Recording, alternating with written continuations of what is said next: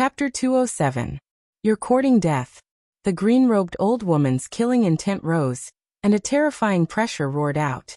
Hey! Qin Feiyang grinned, and with a slight force of his arm, a bloody mark immediately appeared on Xia Qianqian's neck. Xia Qianqian also screamed on the spot. Her face was full of fear. Seeing this, the green-robed old woman trembled and hurriedly withdrew her pressure. Try moving again? Qin Feiyang revealed a mouthful of white teeth. Do you know what you're doing? Do you know who she is? The green-robed old woman said gloomily. Wolf King said disdainfully. TSK, isn't she just the princess of Pan County? What's so great about her? We even dared to mess up the wedding of the first prince of Yan County, let alone you two outsiders. If you don't want her to die, then stand there obediently and don't move. Fatso rubbed his wrist as he sneakily walked towards the green-robed old woman. What do you want? The green-robed old woman said in a deep voice.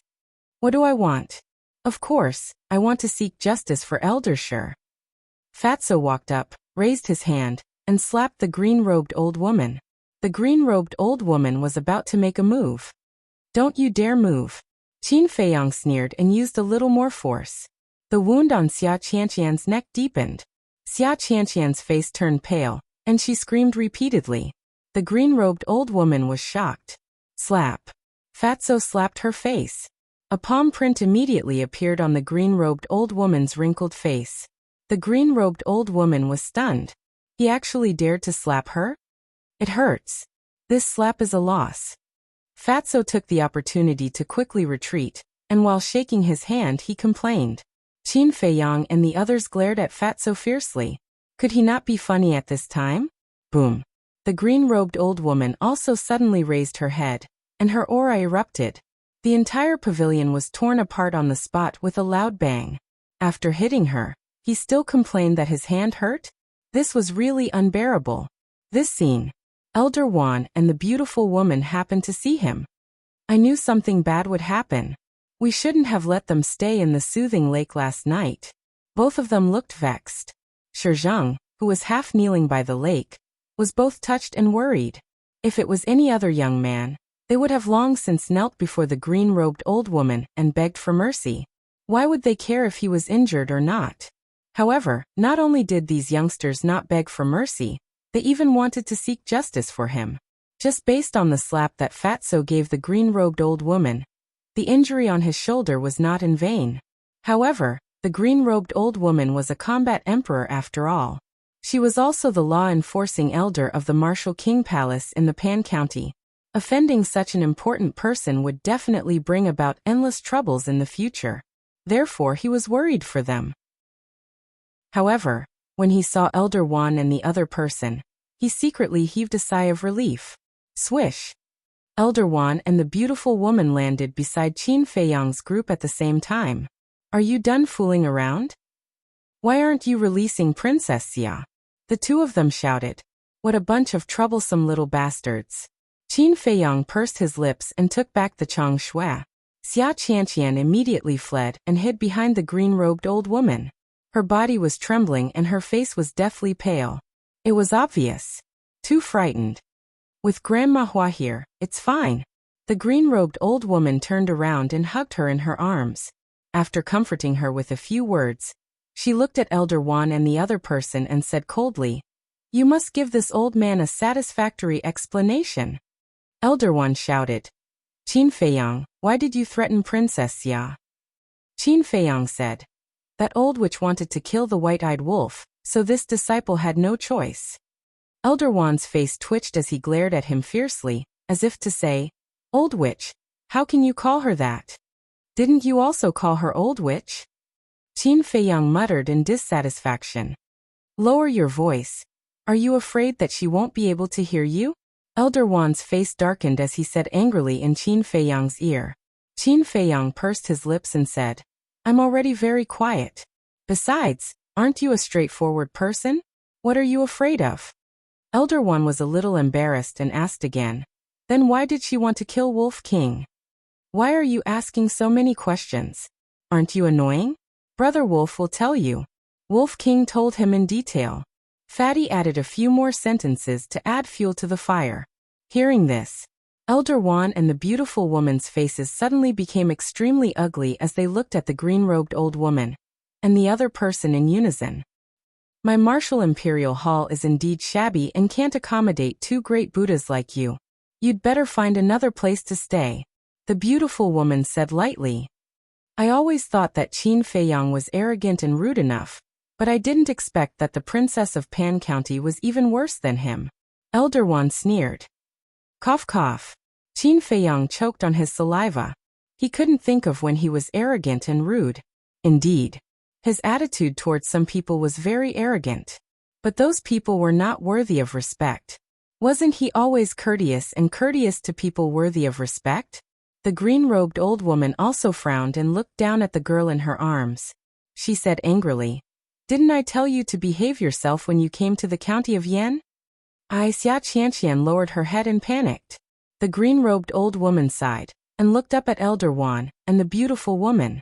She said, "Qianqian is indeed in the wrong and I apologize to you.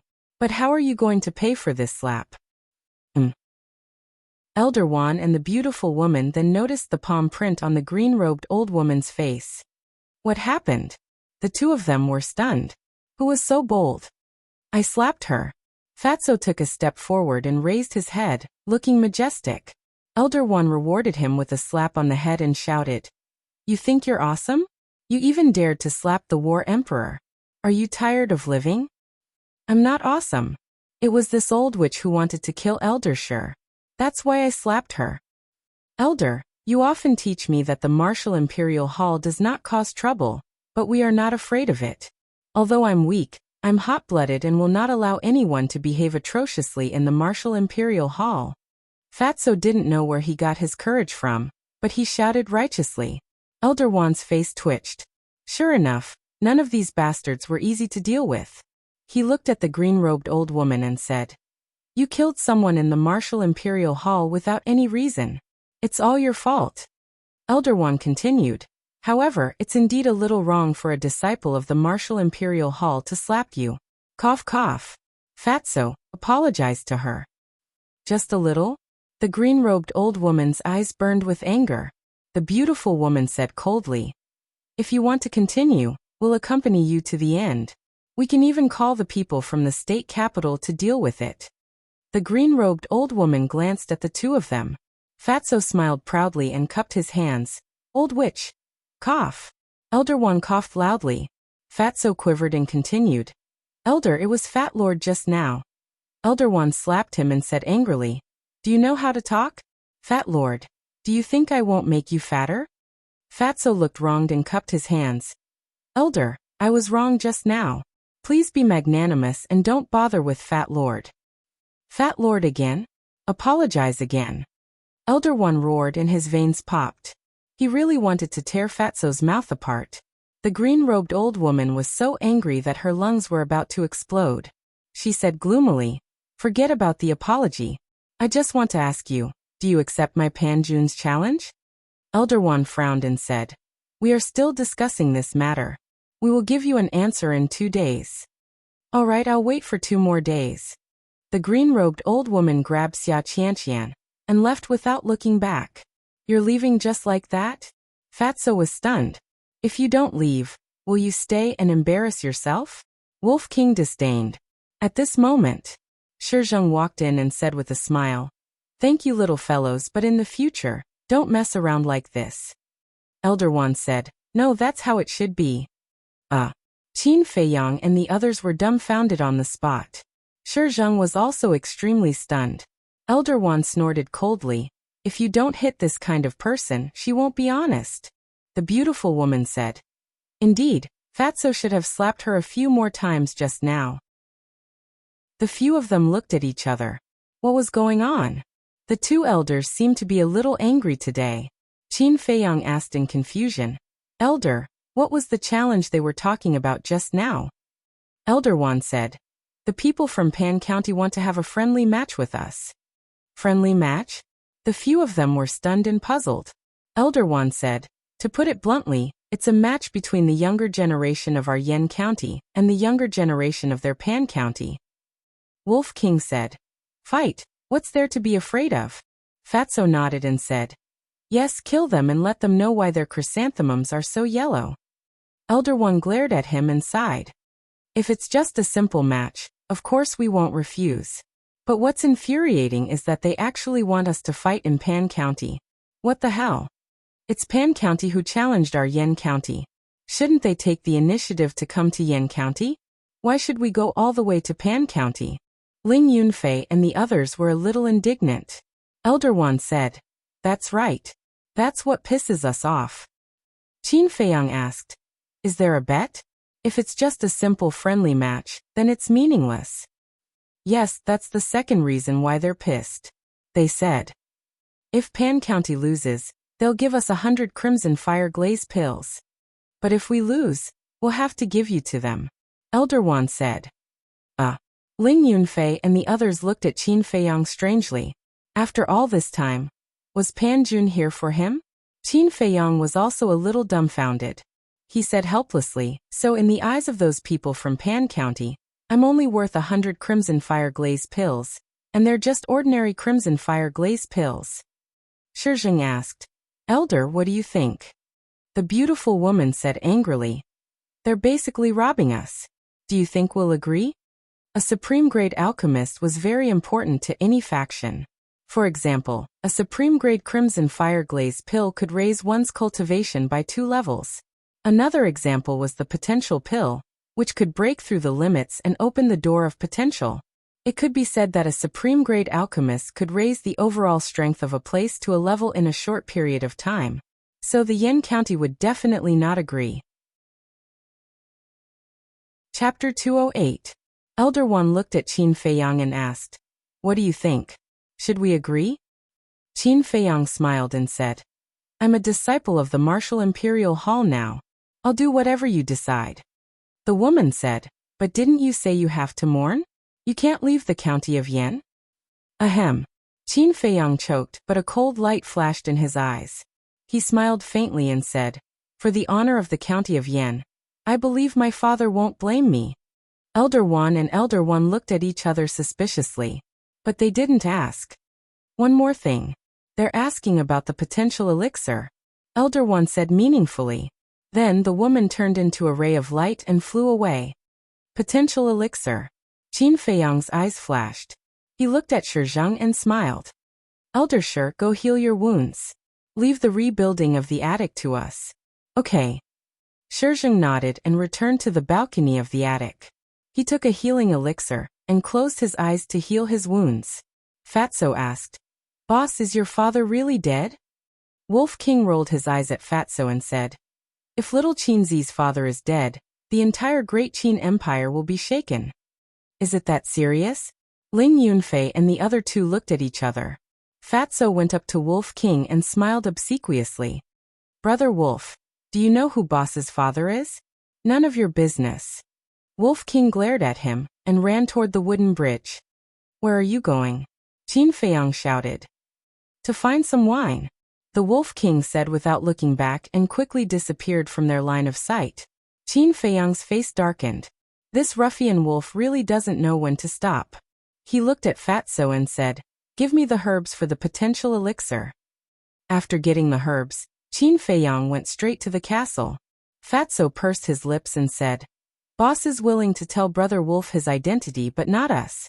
Obviously he doesn't trust us." "What are you talking about?" Lu Hong furrowed her brows and said angrily, "If he didn't trust you, would he let you manage the herbs?" Ling Yunfei nodded and said, "Lu Hong is right. It's not that he doesn't trust us. It's just that he doesn't want to remember his past." "Why?" Fatso was puzzled. Ling Yunfei said, "I don't know either. But last time, after we escaped from the Eagle Claw Peak, I mentioned his father when chatting with him. But he seems to be very sensitive about his father." "Sensitive?" Fatso and Lu Hong looked at each other, their eyes full of bewilderment. Ling Yunfei smiled and said, "All right, don't think about it. When the time is right, he will naturally tell us. Quickly help to build the loft." "Wait, before that, there's one more thing that needs to be dealt with." Fatso laughed sinisterly and took out the image crystal. Amidst the radiance, Steward Li's figure appeared. "Fatso, what are you doing?" Is Boss Qin looking for some herbs again? Manager Li asked with a smile. You're thinking too much. Today, Fat Lord is not looking for you to buy herbs. He wants you to do him a favor, Fatso said with a sinister smile. Manager Li rolled his eyes and said disdainfully, looking at your treacherous face, it's definitely not something good. Say it. Fatso said. You know about the 2 people in Pan County, right? Manager Li nodded. If they go to the treasure pavilion, don't see them, let alone say anything. Fatso said with a smile. What? Did they offend Boss Qin? Manager Li was surprised. What do you think? Fatso asked back. All right, since Boss Qin has spoken, how can this old man not listen? Is there anything else? If there's nothing else, this old man will go back to work. Manager Li said. Thank you very much. After Fatso finished speaking, he turned off the image crystal. At the same time, Flying Phoenix House. In a private room. Qianqian. Why are you so insensible? I told you repeatedly not to provoke that Qin Feiyang. Why didn't you listen? I originally wanted to ask him for a potential pill to help you open the first level of the door of potential. Isn't there no hope now? The green-robed old woman said angrily. Xia Qianqian said aggrievedly. I didn't offend him that much. Then you call that not much? The green-robed old woman shook her head helplessly and sighed. Your young lady's temper works on others, but it won't work on Qin Feiyang. Grandma Hua, can you not boost others' morale and destroy our own prestige? Xia Qianqian complained unhappily. You still haven't grown up. You can't see the situation clearly. The green-robed old woman sighed. Although Xia Qianqian was the princess of Pan County, and her talent was not bad, compared to Qin Feiyang, she was too far away. Take the state government for example. They would send an invitation to Qin Feiyang, but they would definitely not send an invitation to Xia Qianqian. But this kid is too arrogant. If there's a chance in the future, we'll have to teach him a lesson. The green-robed old woman's eyes flashed coldly. That's easy. As long as Yen County agrees to our challenge, with the power of Pan County, we'll definitely make them suffer a crushing defeat. When that time comes, I'll make Qin Feiyang work like a horse for me and listen to my orders for the rest of his life. Xia Qianqian said resentfully. The green-robed old woman shook her head and said, I'm just afraid that the big shots of Yen County won't agree to this challenge. Don't run around. I'm going to Treasure Pavilion. Why are you going to Treasure Pavilion? Xia Qianqian asked hurriedly. Isn't it to find the potential pill for you? The green-robed old woman got up and walked out of the pavilion quickly.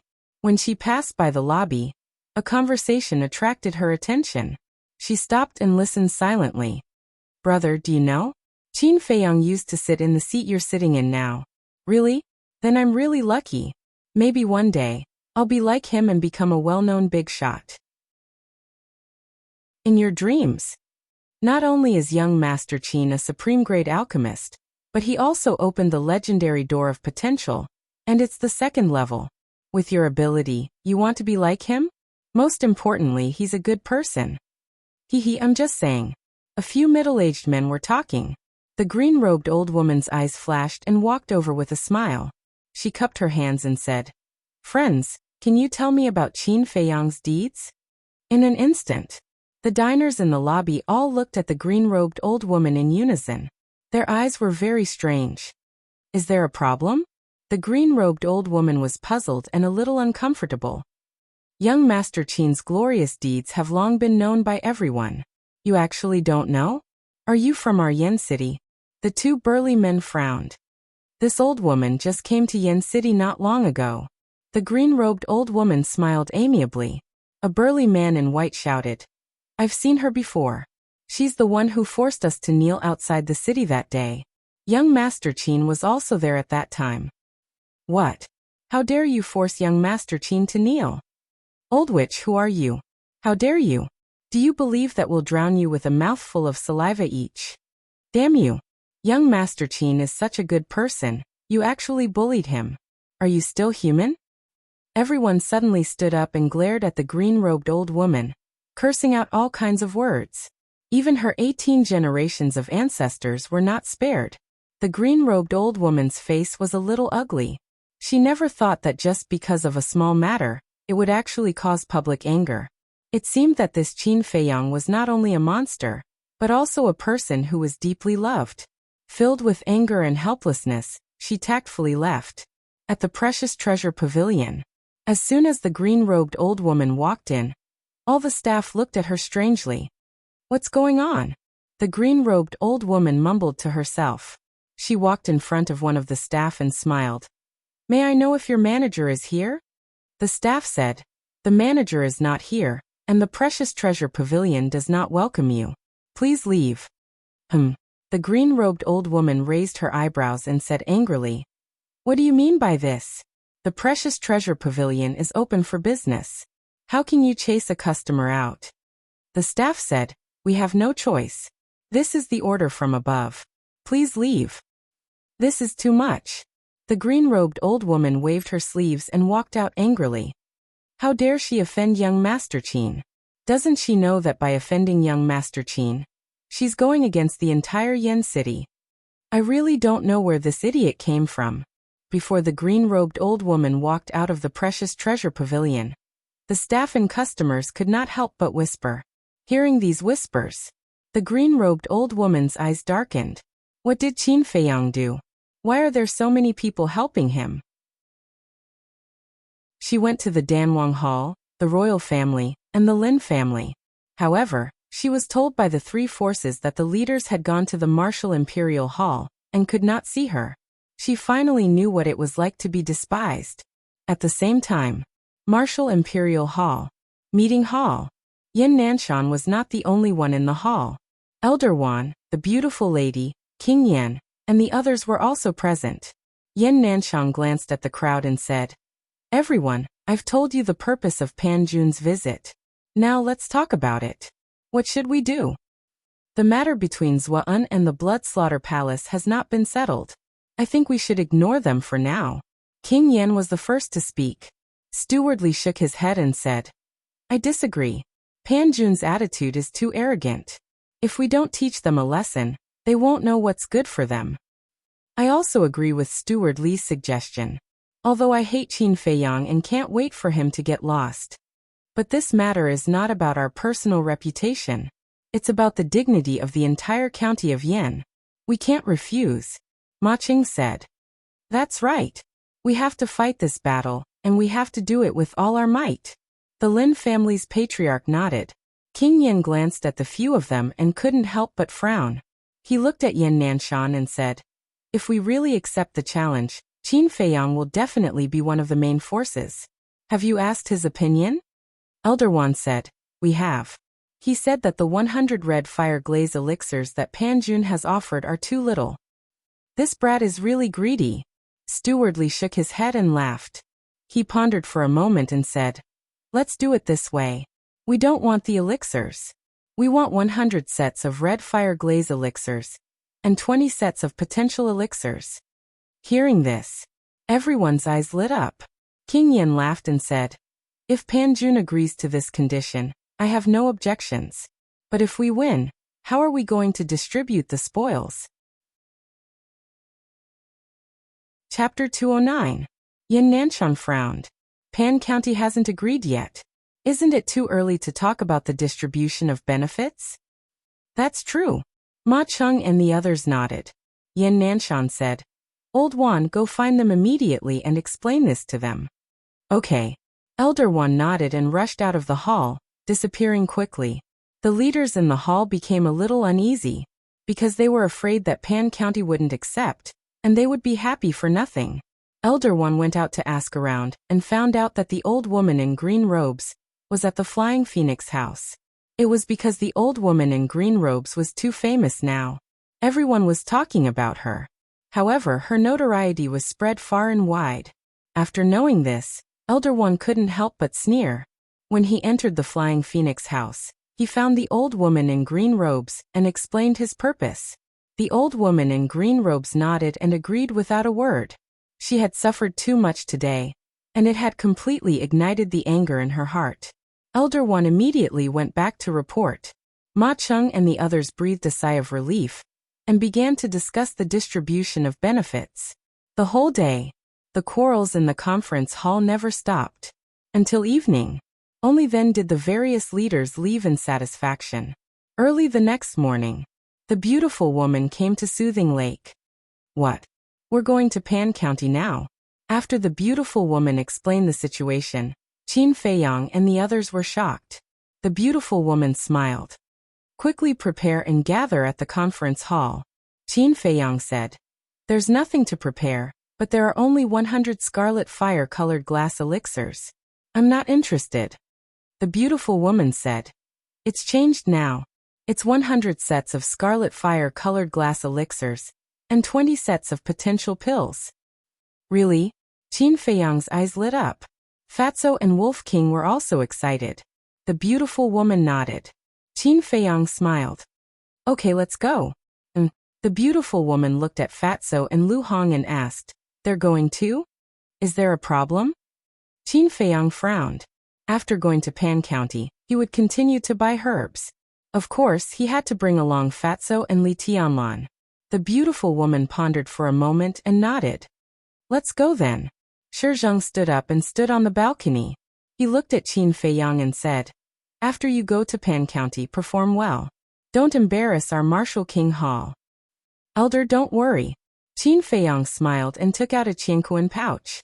He threw it to Shi Zheng and said with a smile, Elder, I'll have to trouble you to distribute some medicinal pills to everyone during this period of time when I'm not around.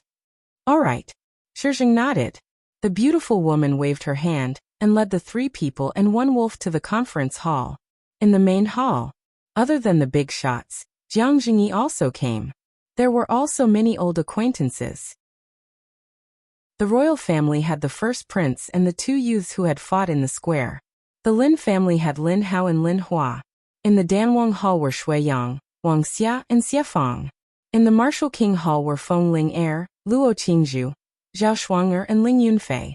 As soon as Qin Feiyang entered the hall, Lin Hua looked at him with resentment. Qin Feiyang glanced at them one by one and frowned slightly. This was the Yan County's lineup? Wasn't it a little too weak? As if seeing Qin Feiyang's confusion, the beautiful woman said in a low voice, Pan County has a requirement. Only those under the age of 20 are allowed to participate in this competition. Qin Feiyang suddenly understood. He turned around and looked at the first prince, Lin Hao, and Shui Yang with a strange expression. Brother Qin, why are you looking at us like that? The first prince asked with a smile. Lin Hao and Shui Yang also frowned. Qin Feiyang asked, Are you guys really not 20 yet? As soon as the words came out, the conference hall fell into a dead silence. Everyone looked at him, their faces twitching non-stop. Was it really a good idea to question the age of the 3 of them? Not to mention, did the 3 of them look that old? Lin Hao and Shui Yang's faces darkened immediately. The first prince also raised his eyebrows and smiled. Brother Qin, I can tell you very responsibly that we are only 19 years old. Maybe it's because we have been under a lot of pressure since we were young, so we are more mature than our peers. Oh. Qin Feiyang nodded, but his eyes were still full of doubt. Ahem. Since everyone is here, I will say a few words.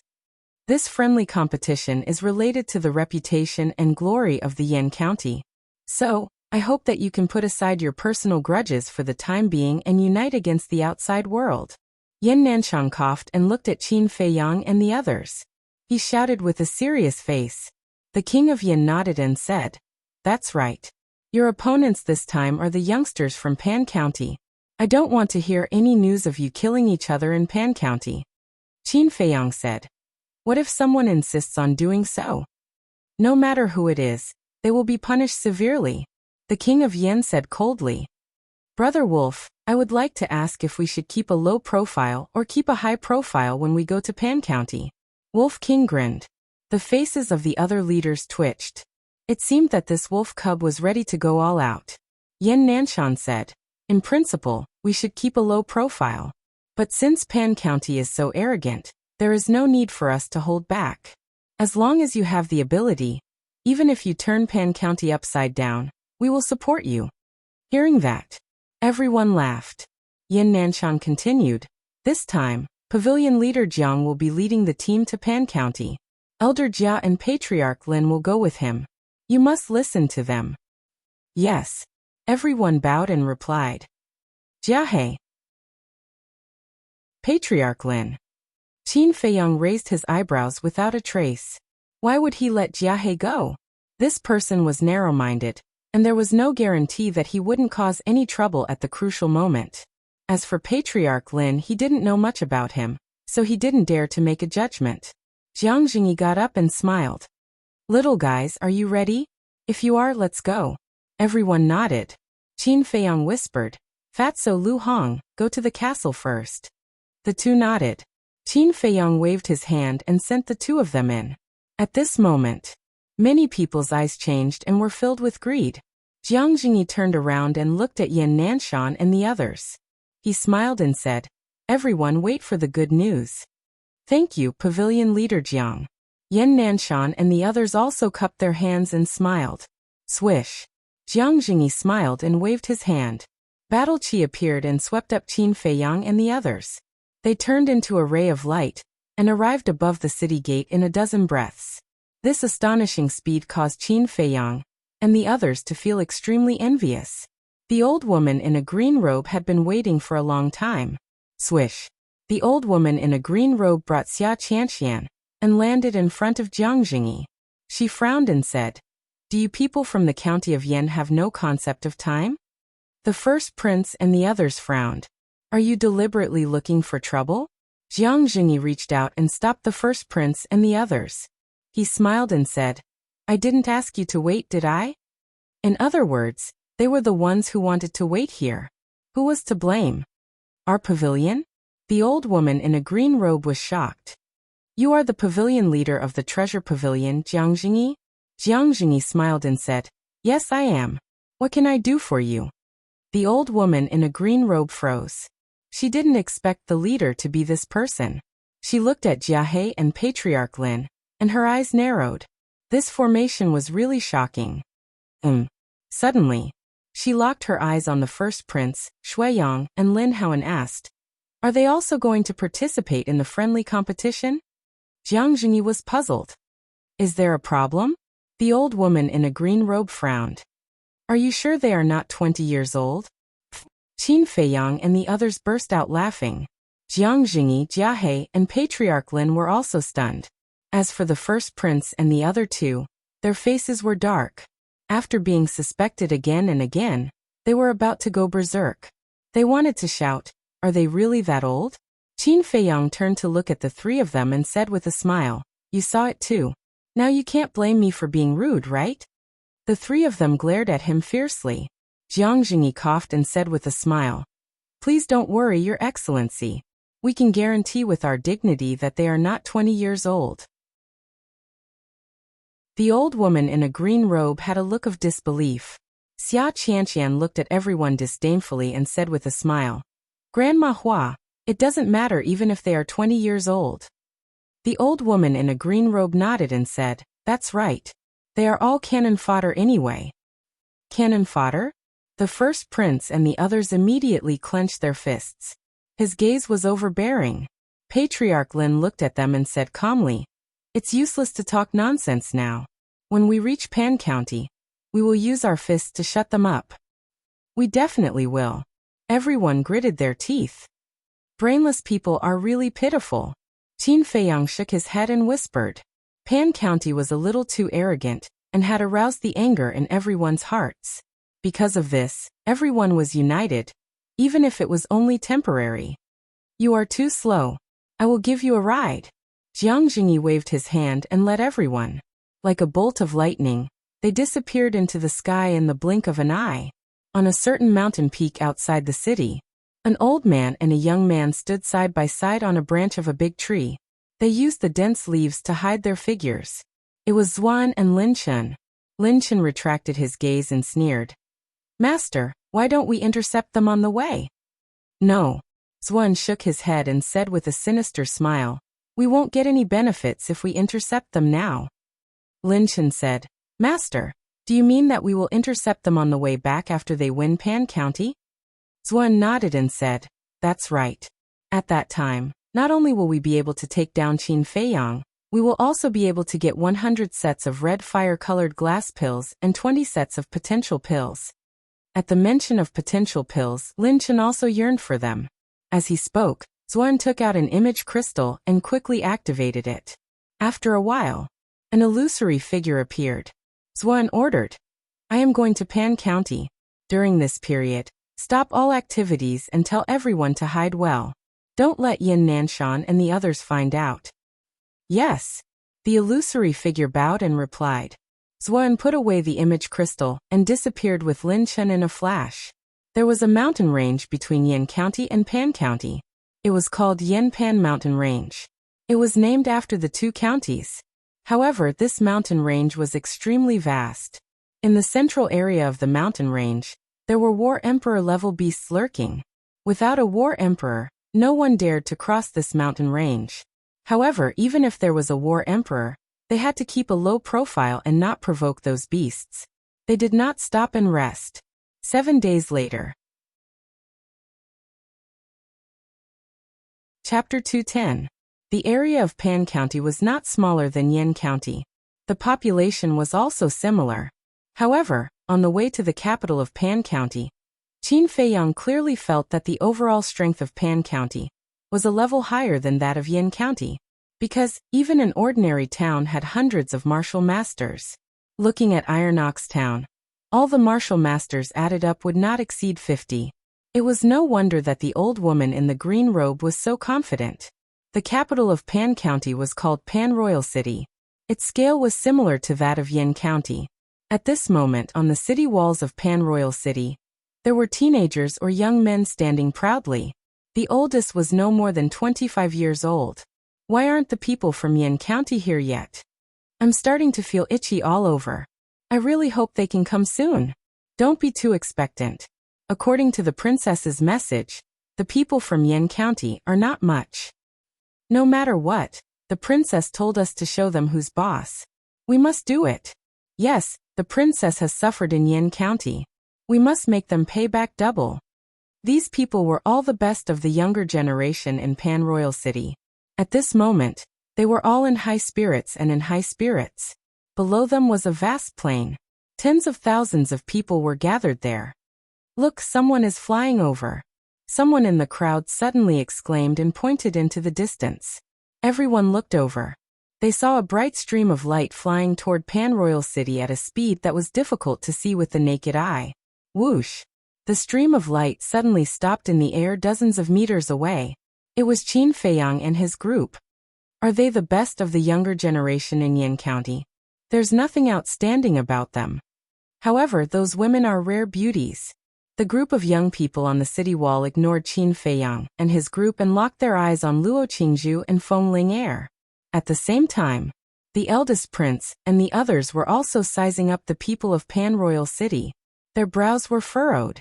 The corners of Ling Yunfei's mouth curled up slightly and he said playfully, "This lineup is not small. It seems that we are very popular with everyone." Popular? Xia Qianqian did not hide her sarcasm. Qin Feiyang glanced at Xia Qianqian and said with a faint smile, "You arranged it, right? So what if this princess arranged it?" Not only did Xia Qianqian not deny it, she even looked at Qin Feiyang and the others provocatively. "If you can't even beat them, you don't have the right to enter Panwang City. Lackey, is this your place to interrupt?" Wolf King glanced sideways at her. His contemptuous gaze made Xia Qianqian almost go crazy. This damned ruffian wolf kept calling her little lackey on the way here. She couldn't take it anymore. "Just you wait." Xia Qianqian glared at Wolf King angrily and said, "Grandma Hua, let's go." The green-robed old woman left Qin Feiyang and the others behind and flew towards the city wall with Xia Qianqian alone. Jiang Jingyi smiled faintly. "Sir, is this how you treat your guests in Pan County?" Jia He and old ancestor Lin's faces were extremely gloomy. Just as Qianqian said, if the young people you brought can't even enter the city gate, then there's no need for this friendly competition to continue. The green-robed old woman said without turning her head. Arrogant. Jia He and old ancestor Lin flew into a rage. The eldest prince and the others also clenched their hands tightly, their eyes spitting out thick flames of anger. They had come all the way to Pan County's capital, but they were actually blocked outside the door. This was simply an insult to them. Swoosh! Jiang Jingyi waved his hand and landed on the ground with Qin Feiyang and the others. The crowd below retreated into the distance. Jia He glanced at Qin Feiyang and the others and shouted, "What are you still standing here for? Go quickly. I'll take responsibility for killing or crippling them." Cough cough. Jiang Jingyi coughed dryly and said, "Elder Jia, pay attention to your image. They are already riding on top of our heads. What's there to be mindful of? Qin Feiyang, ruffian wolf, aren't you guys very arrogant in Yan City? Why have you become cowards when you come here? Hurry up and bring out your arrogance." Jia He was furious, his beard was puffed up, and his eyes were glaring. Qin Feiyang and Wolf King were a little dazed.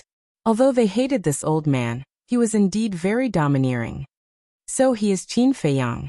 I heard that he is a supreme-grade alchemist, and has already unlocked the second level of the Gate of Potential. Even the people from the state government went to Yen City to pick him up personally. Impressive. I just don't know if his methods are as impressive as they seem." The crowd looked curiously at Qin Feiyang, and whispered among themselves, "Qin Feiyang, how dare you bully the princess? I want you to kneel down in front of everyone and apologize to the princess." A young man in purple, about 20 years old, jumped down from the city wall and walked arrogantly toward Qin Feiyang. "Wow, so powerful." The Wolf King let out a strange cry. "Brother Wolf, I don't need you to do it. I will do it." Ling Yunfei took a step forward with an evil grin on his face. The young man in purple stopped and looked at Ling Yunfei from head to toe. He said disdainfully, "Who do you think you are? What right do you have to fight with me? I am your ancestor." Ling Yunfei smiled. "You are courting death." The young man in purple was furious. His aura suddenly burst out, and he rushed toward Ling Yunfei. "Only a 9-star martial artist?" The corners of the first prince and the others' mouths curled into a mocking smile. They had all seen Ling Yunfei's strength. He was absolutely invincible in the same realm. "Your mouth is dirty, slap it." The purple-clothed young man rushed towards Ling Yunfei and slapped him in an overbearing manner. "Trash." Ling Yunfei spat out 2 words indifferently. He took a step forward and like a ghost, he instantly ran behind the young man in purple. Then, he raised his foot and kicked the young man in purple's butt. Bang! Immediately, the young man in purple fell to the ground and ate a mouthful of mud. The surrounding crowd was dumbfounded. The outstanding talents on the city wall were also dumbfounded. He lost just like that? One had to know that Ling Yunfei had not made a move yet. Impossible. The young man in purple roared and suddenly got up. Pow! But at the same time he got up, Ling Yunfei landed in front of him, raised his arm, and slapped him hard in the face. The slap was exceptionally loud. The face of the young man in purple was directly deformed. Teeth mixed with blood spurted out. His whole body flew out again and slammed on the ground, screaming, "Good hit." The eldest prince and the others laughed. The other party wanted to slap Ling Yunfei as soon as he came up, but he was slapped by Ling Yunfei instead. There was nothing more satisfying than this. Ling Yunfei turned to look at Jia He and asked, "Elder Jia, are you really responsible for killing or crippling him?" "Yes." Jia He nodded without hesitation. "In that case, I won't be polite," Ling Yunfei whispered. He suddenly turned his head and looked at the young man in purple. His temperament changed drastically in an instant. His whole body was filled with a terrifying murderous aura. This kind of fiendish aura was slowly cultivated by following Qin Feiyang and fighting all the way. Seeing this, the old woman in green suddenly changed her expression and shouted, "The outcome has been decided, don't kill him." Whoosh! However, Ling Yunfei turned a deaf ear, used the return to origin steps, and landed in front of the young man in purple in 2 steps. "You dare to make Qin Feiyang kneel in front of everyone? You are really tired of living." He was seething with anger. Lifting his foot, true energy gushed out. Suddenly he kicked the young man in purple in the chest. "I'm going to kill you." But at this time, the young man in purple suddenly turned over and punched out. The terrifying force was earth-shattering, obviously using a martial skill. Moreover, It was a perfect martial skill. Not good. The eldest prince and the others changed their expressions. The old woman in green had a trace of cold light in her eyes. Ling Yunfei's kick was indeed fierce. If kicked, the young man in purple would definitely die. But no matter how fierce this kick was, it was just an ordinary kick with only the strength of 9 barbarian elephants. And the punch of the young man in purple, after the enhancement of the perfect martial skill, had the strength of 13 barbarian elephants. It was enough to seriously injure Ling Yunfei, even cripple one of his legs. And this attack was too sudden. She did not believe that Ling Yunfei could dodge it. However, in the next moment, her eyes widened and her old face was filled with disbelief. However, she saw that Ling Yunfei seemed to have already expected this. The kick that was kicked out suddenly changed direction, avoiding the punch and kicking the young man in purple in the lower abdomen. Ah! Accompanied by a blood-curdling scream. The young man in purple was like a cannonball, fiercely smashing into the city wall, and then rolling to the ground, dead on the spot. The old woman in green jumped down, and saw that the young man in purple was dead. Her old eyes immediately flashed with a cold light. She suddenly turned her head and looked at Ling Yunfei. With a wave of his old hand, a resplendent battle chi with monstrous killing intent shot towards Ling Yunfei. But at the same time, another wave of battle chi emerged and swept past Ling Yunfei, easily erasing the battle chi of the old woman in green robe. The person who attacked was Jiang Jingyi. He smiled faintly and said, "I didn't see you call for your man to stop when he threw that punch just now. Since it's up to each other, please don't interfere." The old woman in green looked at Jiang Jingyi and said word by word, "Don't regret it. If you dare to attack again and kill the people of the county of Yan, the pavilion will make you regret it." Jiang Jingyi smiled faintly. Although his tone was calm, it contained a shocking murderous intent. It was calm, but the murderous intent was bone-piercing. This was the boldness of the pavilion master of the county of Yan. The old woman in green stood up and smiled coldly at Jiang Jingyi. She shouted, "Wang Chuan, come down." A young man in black jumped down. His entire body was filled with a murderous aura. "A 1-star martial grandmaster?" Jiang Jingyi frowned and said, "Lin Hao, you go." "Yes." Lin Hao nodded. However, just as Lin Hao took a step forward, Ling Yunfei said without turning his head, "Young Master Lin, just stay there and watch. I alone can deal with such a small character." Lin Hao and Wang Chuan raised their eyebrows at the same time. Lin Hao retreated to his original position and sneered, "If you dare to embarrass the county of Yan, I will be the first to come after you." Ling Yunfei did not care. Where does his confidence come from? Qin Feiyang frowned. Wang Chuan was a 1-star martial grandmaster. His strength far exceeded Ling Yunfei's. It was not something that a perfect martial arts technique could make up for. I see. However, after thinking about it carefully, Qin Feiyang came to a realization. His brows relaxed and a smile appeared at the corner of his mouth. However, the people of the county of Pan were furious. A mere 9-star martial grandmaster dared to be so arrogant in front of a martial grandmaster. He did not know what was good for him. Wang Chuan, kill him. Yes, don't hold back. Blow his head off and show the people of the county of Yan how powerful we are. That's right. We must humiliate them and make them scram out of the county of Pan like stray dogs. Chapter 211. In the face of these thousands of screams, the eldest prince and the rest felt a great pressure, because under such an atmosphere, their state of mind was easily affected, and they could not exert their full strength. One must know, this was not a spar but a life and death gamble. If there was any mistake, they would be smashed to pieces.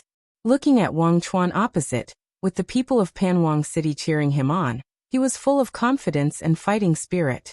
The eldest prince shouted, "Let's not be idle, cheer for Ling Yunfei." "No need." Qin Feiyang smiled faintly. Yes. Everyone frowned. "Trust him." There was a flash of light in Qin Feiyang's eyes. Ling Yunfei's back was facing him. Although he could not see Ling Yunfei's expression, he believed that with Ling Yunfei's current state of mind, he would not be disturbed by the noise outside during the battle. "I only need one move to kill you."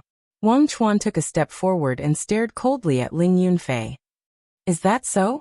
Ling Yunfei smiled sinisterly. The murderous aura around him was even more terrifying than before. Bang! He took the initiative to attack. He crouched down and charged at Wang Chuan like a mad bull. At the same time, Wang Chuan clenched his fist, which emitted a cracking sound. True qi pervaded the air and covered his fist. A powerful force rolled out like a tide. 7 Demon's Fist. Following closely, with a loud shout, he rushed towards Ling Yunfei and threw a punch. Bang! But at this moment, Ling Yunfei's aura suddenly soared. He actually broke through at this moment. No wonder he is so confident. The eldest prince and the rest were overjoyed. As long as Ling Yunfei successfully broke through, he would be able to defeat a 1-star martial grandmaster. But wasn't his cultivation speed a little too fast? Except for a few people, no one knew that Ling Yunfei had opened the 2nd level of potential. As such, they were extremely shocked. Rushing Thunder Kill Fist.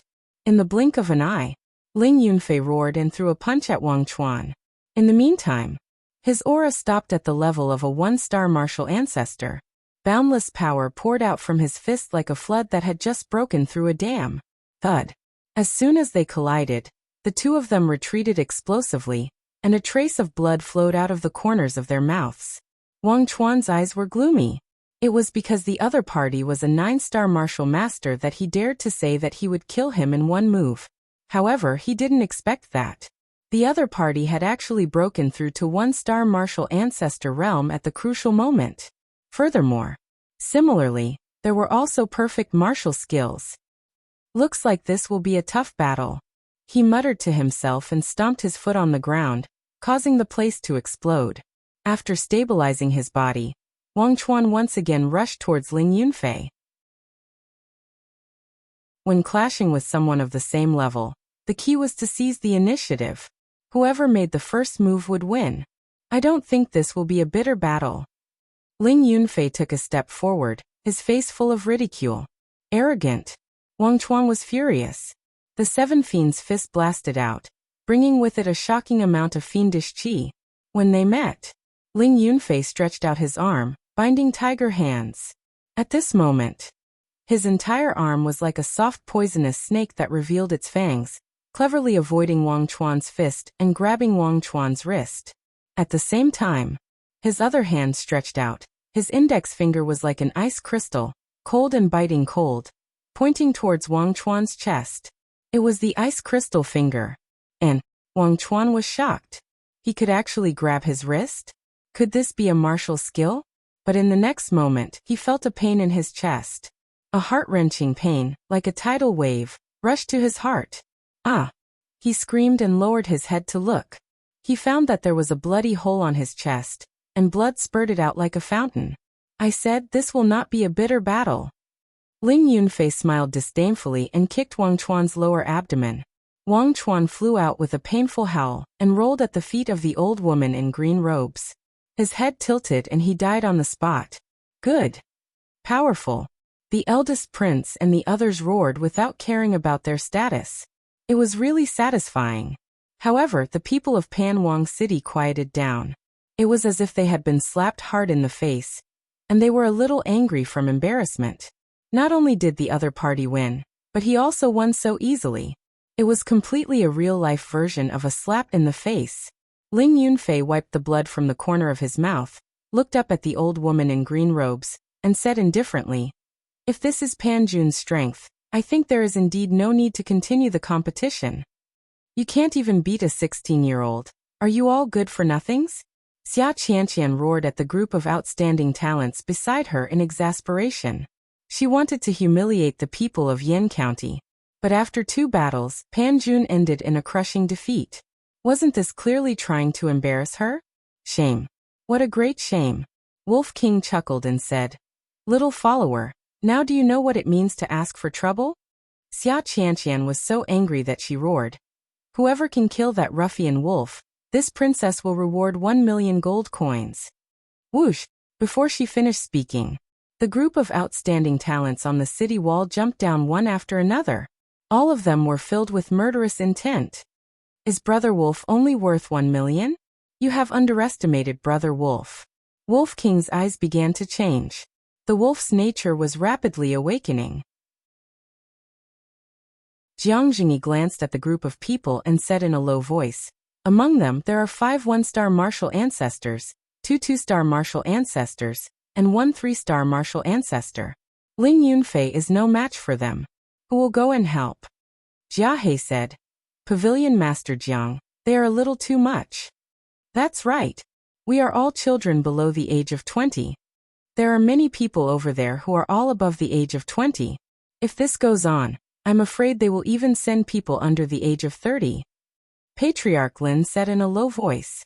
Jiang Jingyi smiled faintly and said, "If that is the case, this pavilion will teach them a lesson."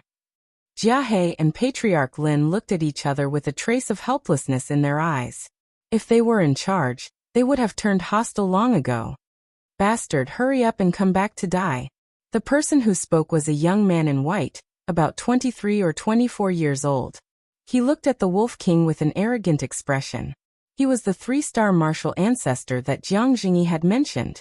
Behind him, there were 2 young men of the same age. They were all dressed in luxurious clothes and had an extraordinary aura. It is the eldest son of the He family, He Jun. There is also the eldest son of the Zhang family, Zhang Jun, and the eldest son of the Mo family, Mo Hai. With the 3 of them, they will definitely be able to turn the tide. The surrounding crowd was extremely excited. Wolf King glanced at the 3 of them, and sneakily ran to a burly man at the side. He asked, "Are the 3 of them very powerful?" "Of course. The He family, the Mo family, and the Zhang family are the 3 most powerful families in King Pan City. I advise you to obediently go over and apologize. Otherwise, you will not have a good time." The burly man sneered. He had heard of it. He Jun and the other 2 immediately raised their heads and puffed out their chests. They were extremely arrogant. The most powerful family? This is a big deal. Wolf King laughed sinisterly and turned to look at the first prince and the rest. He said, "Don't do anything. Wolf King will go and meet them." "What the hell?" The first prince and the rest were stunned. Before they could react, Wolf King ran to Ling Yunfei's side and said with a sinister smile, "Ling Brat, cooperate with brother Ling Yunfei and capture them alive." "Why?" Ling Yunfei was puzzled. "You will know in a while." Wolf King chuckled and raised his head to look at He Jun and the other 2.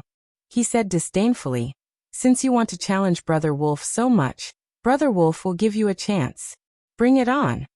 Zhang Jun said sinisterly, "Later, I will skin you, chop you into pieces and barbecue you. Don't talk nonsense. Come at me together." Wolf King said indifferently, "That's right. It's too troublesome to come one by one." Ling Yunfei nodded. "Kill." He Jun and the rest were furious. The arrogant attitude of the man and the wolf had completely angered them. In an instant, their auras erupted. True Qi rolled, and with a shocking murderous aura, they attacked the man and the wolf. Wolf King stared at He Jun and the other 2. As for the rest, they were like air on the spot. Distance. They quickly closed in. Begin. When they were only 5 meters away, the Wolf King suddenly let out a low growl. Roar. Ling Yunfei immediately bent down and let out a loud lion's roar. But he was not venting his emotions. He was using the perfect martial arts technique, lion's roar. The lion's roar turned into a powerful sound wave, like a wave, rolling towards He Jun and the rest. When they were swept by the sound wave, the martial masters behind He Jun and the other 2 had blood spurting out of their ears. They hugged their heads and squatted on the ground, screaming. Even the 5 1-star martial grandmasters had their eardrums torn. The sound wave drilled into their minds, causing their faces to distort in extreme pain. Although He Jun and the other 2 had high cultivation, they were also affected. Their minds were buzzing. And at the same time that Ling Yunfei used the lion's roar, the Wolf King's 2 fan-like ears quickly drooped down and sealed up the holes in his ears. At the same time, his huge pupils burst out with a terrifying ferocity. Whoosh! Following closely, like an arrow, it suddenly shot out. In almost an instant, it arrived in front of He Jun. That seemingly soft tail was like a sharp thorn at this moment, directly piercing into Hejun's lower abdomen. Following that, it pierced through Zhang Jun and Mo Hai's lower abdomen. It was slow, but all of this happened in the blink of an eye. Even the few war emperors didn't have time to react. Hejun and the other two screamed and fell to the ground one after another. Their hands covered their lower abdomen, and their faces were filled with pain. Wolf King shouted, "Ling Brat, quickly come and help." Ling Yunfei stopped roaring and landed beside Wolf King. He took out 2 daggers and placed them on Zhang Jun and Mo Hai's necks. Wolf King also opened his bloody mouth, revealing his white fangs and biting Hejun's neck. At the same time, it used its mind to send a message to Hejun and the other two. "If you don't want to die, behave yourself for Brother Wolf." The 3 of them trembled. The scene also fell into a dead silence. They never thought that this ruffian wolf's strength would be so strong. It probably already had the battle strength of a 3-star martial grandmaster. Qin Feiyang was also secretly shocked. Although the white-eyed wolf did not have any martial arts skills, his methods were definitely not to be underestimated. Haha. Jia He and Patriarch Lin suddenly laughed out loud. There were dozens of people on the other side, and there was even a 3-star martial grandmaster.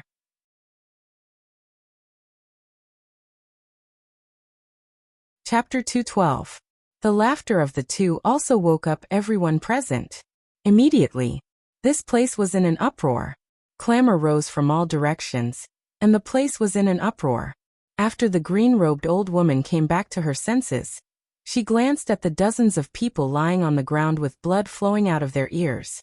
Her old eyes immediately burned with anger. A bunch of useless trash. She angrily cursed, looked up at Ling Yunfei and Wolf King, and said gloomily, "Let them go." "Hey," Wolf King laughed sinisterly. "I can let them go, but prepare 50 million ransom for each person." "What? 50 million? The people of Pan County were all dumbfounded. This was clearly extortion. Jiang Jingyi's face twitched and said indifferently, "You guys go and help." The first prince and the others hurriedly ran over. Although Wolf King was a bit of a bastard, it was undeniable that it was really satisfying. After running to the side of the man and the wolf, Lin Hao and Shui Yang also took out their daggers and held Su Jun and Zhang Jun, reducing the burden on Ling Yunfei and Wolf King. Shui Yang shouted, "All of you get up." Su Jun and the other two endured the pain and got up from the ground. Zhang Jun gloomily said, "You guys are provoking the Earth Lord." Xie Fang directly slapped him and sneered, "If you dare to be arrogant again, I will let your Earth Lord's head move. You're dead." Zhang Jun stared at him with resentment and said word by word, "You still dare to threaten me? I will stab you to death now." Xie Fang took out a sharp dagger and ruthlessly stabbed into Zhang Jun's lower abdomen. "Ew!" Zhang Jun screamed miserably, his face distorted. Wolf King said with heartache, "He is worth 50 million gold coins, how can you do it?" Xie Fang said, "Don't worry, I know what I'm doing, he won't die." "That's good." Wolf King breathed a sigh of relief. "Jiang Jingyi, are you going to indulge them like this?" The green-robed old woman shouted. Jiang Jingyi smiled faintly and said, "You were the ones who provoked us first. Now that you've suffered a crushing defeat, you come to blame our pavilion. You can't be like this, do you understand?" The green-robed old woman's withered hands were tightly clenched together, killing intent lurking in her eyes. More than 29-star martial masters, 6 1-star martial great lords, 2 2-star martial great lords, and 1 3-star martial great lord had all been killed by one man and one wolf. This time it was really embarrassing. Cut the crap. Old witch, don't even think about getting him back without a ransom of 150 million. Wolf King roared arrogantly. The old woman in green said, "There is no ransom. If you have the guts, then kill them." Provoking Brother Wolf? Wolf King turned to look at Su Jun and the other two and said regretfully, "I wanted to let you guys go, but there's no other way. That old witch won't save you. So Brother Wolf has to send you guys to the afterlife." The 3 people's faces changed. Wolf King continued, "But if you're willing to be Brother Wolf's followers, no, you're not qualified to be followers anymore. It's okay to be a human pet. As long as you agree, Brother Wolf can consider sparing your lives." "Human pet?" The three people's faces suddenly flushed red. As the young masters of the three big families, they usually had limitless glory. When had they suffered such humiliation? Wolf King said, "If you don't agree, then Brother Wolf can only kill you." Stop. But at this moment, three light figures broke through the air and landed beside the green-robed old woman. They were three middle-aged men, wearing gorgeous clothes and looking quite dignified. The Wolf King turned his head and looked over. He stood up like a human and shouted arrogantly, "Where did this old dog come from? Quickly tell me your name." The three people frowned. Was this beast looking for death? "Father, kill them quickly." He Jun and the other two were ecstatic and looked at the three middle-aged men. So it's their father. Qin Feiyang's eyes flashed. In the entire Yin city, only the ancestor of the Lin family was the war emperor. However, in Panwang City, the patriarchs of the three great families were all war emperors. The difference between the two counties was really a bit big. Wolf King laughed sinisterly and shouted, "You came at the right time. Each of you hand over 50 million gold coins, and Brother Wolf will return them to you." He wasn't afraid at all just because the other party was a war emperor. Even if you don't have the gold coins, you still have to let them go. As for you, kneel down and apologize immediately.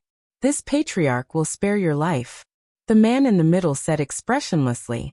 It was the patriarch of the He family. Ouch! Wolf King let out a strange cry and said, "So awesome? Ling Brat, cut off one of his arms." "All right." Ling Yunfei waved his hand, and the dagger's edge swept in all directions, directly cutting off He Jun's right arm. "Ah!" He Jun screamed in pain and roared at the top of his lungs. "Father, save me!" Patriarch He's face darkened, and a cold light flashed in his eyes. Brother Wolf said shyly, "Don't look at Brother Wolf like that. Brother Wolf will be shy." Qin Feiyang and the others rolled their eyes. The people of Panwang City, on the other hand, were all frowning and gnashing their teeth in hatred. A single wolf had actually caused such a commotion in Panwang City. It was truly a great humiliation. Who taught this shameless bastard? Boom. The three patriarchs released their might at the same time and rushed towards Wolf King's group. On the other hand, the old woman in green robes relaxed. She returned to the city wall and watched the show coldly. Previous chapter, next chapter, boom. But at this moment, an even more powerful pressure pounced towards the three patriarchs like mountains and seas. The three patriarchs were shocked and hurriedly raised their heads to look. When they saw Jiang Jingyi, their pupils suddenly contracted. "Greetings, Lord." The three of them hurriedly bowed. "I don't dare, my pavilion can't afford it." Jiang Jingyi smiled faintly. Upon hearing the two words, "this pavilion," the three of them guessed Jiang Jingyi's identity. Patriarch He cupped his hands and said, "Pavilion Master Jiang, I wonder how my son offended you?" Patriarch Zhang said, "If it is indeed my son's fault, my Zhang family is willing to compensate." Patriarch Emo said, "But if not, we need Pavilion Master Jiang to give us a satisfactory explanation." "You want an explanation? This pavilion will give it to you now." After Jiang Jingyi finished speaking, he raised his arm and pointed his finger in the air. Boom! A terrifying aura suddenly erupted like a volcano. At the same time, a battle chi swept out from his fingertip. The faces of the three patriarchs suddenly changed, and they hurriedly dodged to the side. The old woman in green robes also turned pale. She rolled up Xia Qianqian and a few guards beside her and soared into the air. Boom! That battle chi blasted on the city wall, accompanied by an earth-shaking loud noise. The front city wall instantly turned into ashes. The people of Panwang City were all dumbfounded. The city wall was the face of a city. Destroying the city wall was slapping Panwang City's face, blaspheming the capital city. Qin Feiyang and the rest were also stunned. They really did not expect that Jiang Jingyi was actually so domineering, attacking unscrupulously in front of countless people and destroying the capital city's city wall. This kind of action was provoking Panwang City. Jiang Jingyi said with a smile, "This is the pavilion's explanation. Are you satisfied?" The faces of the three patriarchs and the old woman in green robes were so gloomy that water was about to drip out. The old woman in green robes said, "Pavilion Master Jiang, Do you know that your actions may provoke the flames of war between our two counties? This pavilion will accompany you at any time. Jiang Jingyi smiled faintly, looked at a certain place in the city, and said with a smile, "You few old fellows, haven't you seen enough? Do you want to wait for this pavilion to tear down Panwang City before you are willing to come out?" And Qin Feiyang was surprised and looked in the direction of Jiang Jingyi's gaze, only to see 4 light figures fly out from the city and stand above the ruins in front of them. "Younger brother Jiang, what made you so angry?" The 4 of them looked at Jiang Jingyi with a smile.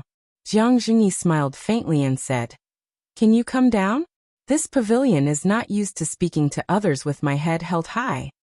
"Oh, you, after so many years, your bad temper still hasn't changed at all." The 4 of them smiled helplessly and landed on the ground. "Greetings, lords." The people around them knelt and bowed. The 3 patriarchs bowed as well. Seeing this scene, Qin Feiyang shook his head and sighed. As expected, no matter how powerful a family was, they would not dare to compete with the 4 major factions. And those 4 were without a doubt the 4 superpowers of Panwang City. One of the white-haired old men said, "Younger brother Jiang, can you give us some face and ask your subordinates to go easy on us? Is there such a good thing? Elder Hua and Princess Xia went to Yan County and suffered a little, but at least we did not stop them outside the city. This time, it was you who challenged Yan County and made us come to Panwang City. Very well, Yan County is magnanimous and will not argue with you. But we came all the way here, and you are making things difficult for us. I would like to ask, what are you trying to do?" Jiang Jingyi said faintly. King Pan smiled and said, "This is just a child's mischief. Younger brother Jiang, you wouldn't argue with a child, would you?" "I don't mind a child's mischief. But I don't understand why you didn't invite us into the city first. Could it be that in Lord Pan's eyes, our pavilion is also just an insignificant character, not even qualified to step into Panwang City?" Jiang Jingyi's expression began to change. King Pan smiled apologetically and said, "Younger brother Jiang, please calm down. This is all a misunderstanding." "Misunderstanding?" Jiang Jingyi said. "But why do I feel that your daughter doesn't care about us at all?" King Pan's face darkened and he shouted, "Qianqian, come down and apologize to Pavilion Lord Jiang. Don't play games. Give me something real." Jiang Jingyi waved his hand and pointed at He Jun and the other 2. He smiled faintly and said, 100 million gold coins each for these 3. No bargaining. Jiang Jingyi, don't go too far. Panwang City is indeed in the wrong this time, but you have also killed 2 of my martial arts geniuses and destroyed the city walls of Panwang City. Let's call it even now. If this continues, it won't be good for either of us. It will hurt our friendship. The eyes of the 4 giants of Panwang City were slightly gloomy. Do we still have any friendship now? Furthermore, are those 2 martial arts geniuses? Don't joke around. They are more like idiots. Jia He and old ancestor Lin sneered. The 4 giants raised their eyebrows. King Pan nodded and said, "All right, I agree. I will give you 300 million gold coins. Please let them go immediately." Jiang Jingyi smiled and said, "I don't trust Panwang City's character. We will let them go once we get the gold coins. 300 million gold coins is too much. I need some time." King Pan frowned. "It's fine. We don't have much, but we do have a lot of time." Jiang Jingyi shook his head and smiled. "Guards!" King Pan shouted. Immediately, a few guards ran to King Pan's side. King Pan said, "Bring the guests from the county of Yan to the flower brothel." "Yes." Chapter 213. The Flower Brothel. It was the largest and most luxurious restaurant in Pan Royal City. The people who came here were basically the children of wealthy families. But now, the royal family of Pan County spent a lot of money and booked the entire flower brothel as Qin Feiyang's place to stay. In the lobby, "I'm going to rest. If you want to go out, report to Elder Jia and Ancestor Lin first." Jiang Jingyi said, then walked up to the 2nd floor and entered a private room. For 8 days, he led everyone on the road without stopping. Even with his cultivation, he was a little tired. Ling Yunfei asked, Qingzhu, has your father always been so domineering? I don't know. Luo Qingzhu shook her head. It seemed that she didn't like this arrogant father of hers. Qin Feiyang looked at Luo Qingzhu and said with a smile, I'm going to wash up. White-eyed wolf, go up. Wolf King said. Brother Wolf wants to go out for a walk. Zhao Shuang teased. If you run out now, you will definitely be cut into pieces by the people here. The eldest prince and the others all looked at him with gloating eyes. TSK, is Brother Wolf afraid of them? Wolf King's eyes were full of disdain. Qin Feiyang said, Stop talking nonsense. Follow me up or go to the castle. Choose for yourself. You win. The Wolf King bared its fangs and glared at him, then unwillingly followed Qin Feiyang to the second floor. He really didn't want to go to that damned place. It's been a long journey, I'll go wash up too, Ling Yunfei said and chased after Qin Feiyang and Wolf King. Jia He looked at the backs of the two people and the wolf, and a cold light flashed in the depths of his old eyes. He said to the eldest prince and the others, You guys go wash up too. What about the three of them? The eldest prince pointed at He Jun and the others. Jia He, Ancestor Lin and I will watch here. Then I'll have to trouble you too. The first prince and the others cupped their hands and smiled, then walked up to the second floor one after another, each entering a room. After everyone entered the room, Jia He looked at Patriarch Lin and said meaningfully, Brother Lin, this is a good opportunity. What opportunity? Old Ancestor Lin's eyes flashed and he looked at him in confusion. Jia He smiled faintly and said, We're all smart people. Why play dumb? I really don't know what Elder Jia is referring to. Old Ancestor Lin shook his head and smiled. Jia He said indifferently, Looks like Brother Lin is prepared to swallow this resentment. Since that's the case, let's pretend that I didn't say anything. Old Ancestor Lin smiled and lowered his head in silence. His eyes flickered. Inside the room, Qin Feiyang washed up and changed into a clean set of clothes. Then he brought Fatso and Lu Hong out of the ancient castle. Fatso went to the listless Wolf King and chuckled. Brother Wolf, you even dared to threaten the Battle Emperor.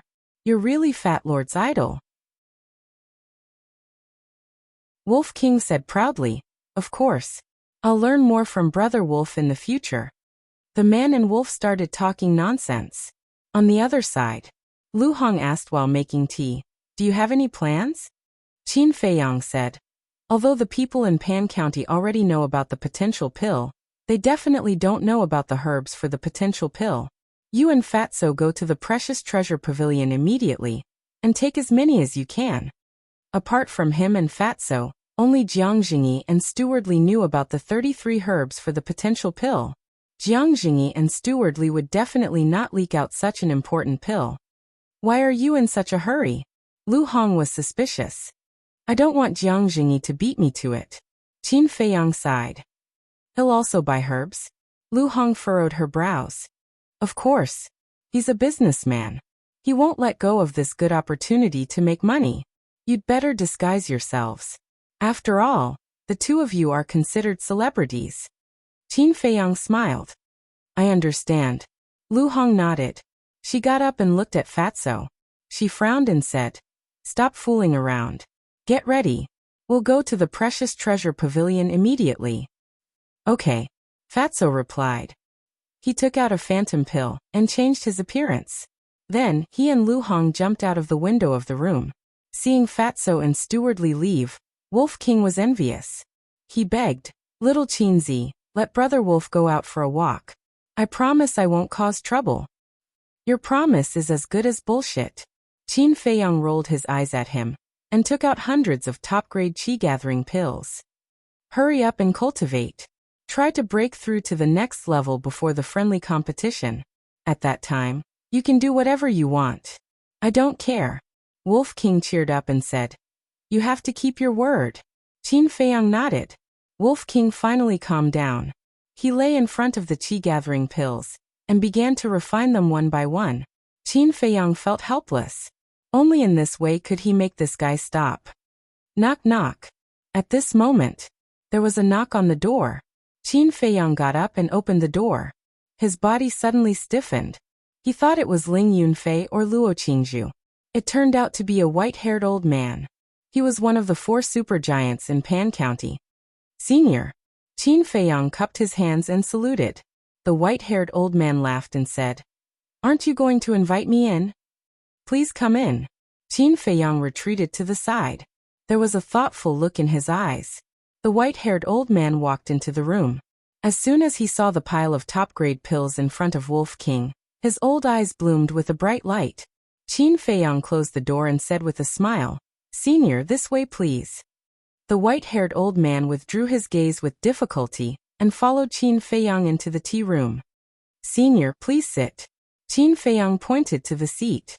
The white-haired old man sat down and leaned on the chair. He curiously looked at Qin Feiyang. Qin Feiyang didn't say anything. He lowered his head and made tea. After a few breaths, the white-haired old man asked, "Aren't you curious about my identity?" Qin Feiyang poured a cup of tea and pushed it in front of the white-haired old man. He smiled faintly and said, "In the entire Pan County, other than the Danwang Hall, only the Precious Treasure Pavilion would be so anxious to find me."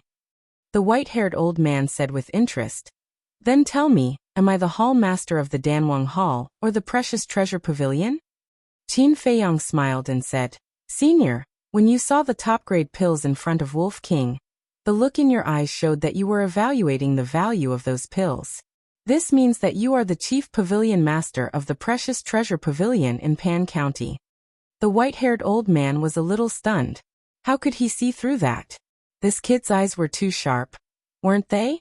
He gave a thumbs up and laughed. Qin Feiyang's name is indeed well-deserved. Qin Feiyang smiled faintly and said, "Senior, you flatter me. Please have some tea." The white-haired old man picked up the teacup and took a sip before putting it down. He said, "Then guess why I'm here? Senior, aren't you deliberately making things difficult for me?" Qin Feiyang shook his head and smiled bitterly. The white-haired old man said, "If you guess it, I'll leave immediately. If you don't, you have to promise me one thing. How about it?" "If that's the case, it's worth a guess." Qin Feiyang smiled and said without hesitation, "If I'm not wrong, you're here to understand the potential pill, right?" The white-haired old man was stunned. Qin Feiyang smiled and said, "Looks like I guessed it by luck." Seeing Qin Feiyang's confident smile, the white-haired old man could not help but smile bitterly. This kid must have already seen through his intentions when he saw him. He was the chief pavilion master of the Precious Treasure Pavilion, but he was tricked by a kid. What should he do now? If he released it, he could not deny it, right? Qin Feiyang said, "To be honest, Pavilion Master Jiang also knows the herbs for the potential pill. Why don't you look for him? After all, you're old friends. He might tell you." "Him?" The white-haired old man raised his eyebrows and shook his head. "I don't want to be snubbed. Little brother, if you tell me, I'll give you a set of herbs for free." "A set?" Qin Feiyang sneered secretly. Was he trying to dismiss a beggar? One set was not enough to satisfy him. What he wanted was all the herbs for the potential pill in the Precious Treasure Pavilion of Pan County. "Senior, everything else can be discussed, but this is the only thing I hope you can understand." He cupped his hands and smiled calmly. "If you think it's not enough, I can give you a few sets of herbs for the red fire glaze pill," the white-haired old man said. "Senior, there's really no other way." Qin Feiyang shook his head and said, "Si." The white-haired old man sighed deeply and smiled. "Since that's the case, I won't disturb you anymore." His smile was very forced. He was very reluctant.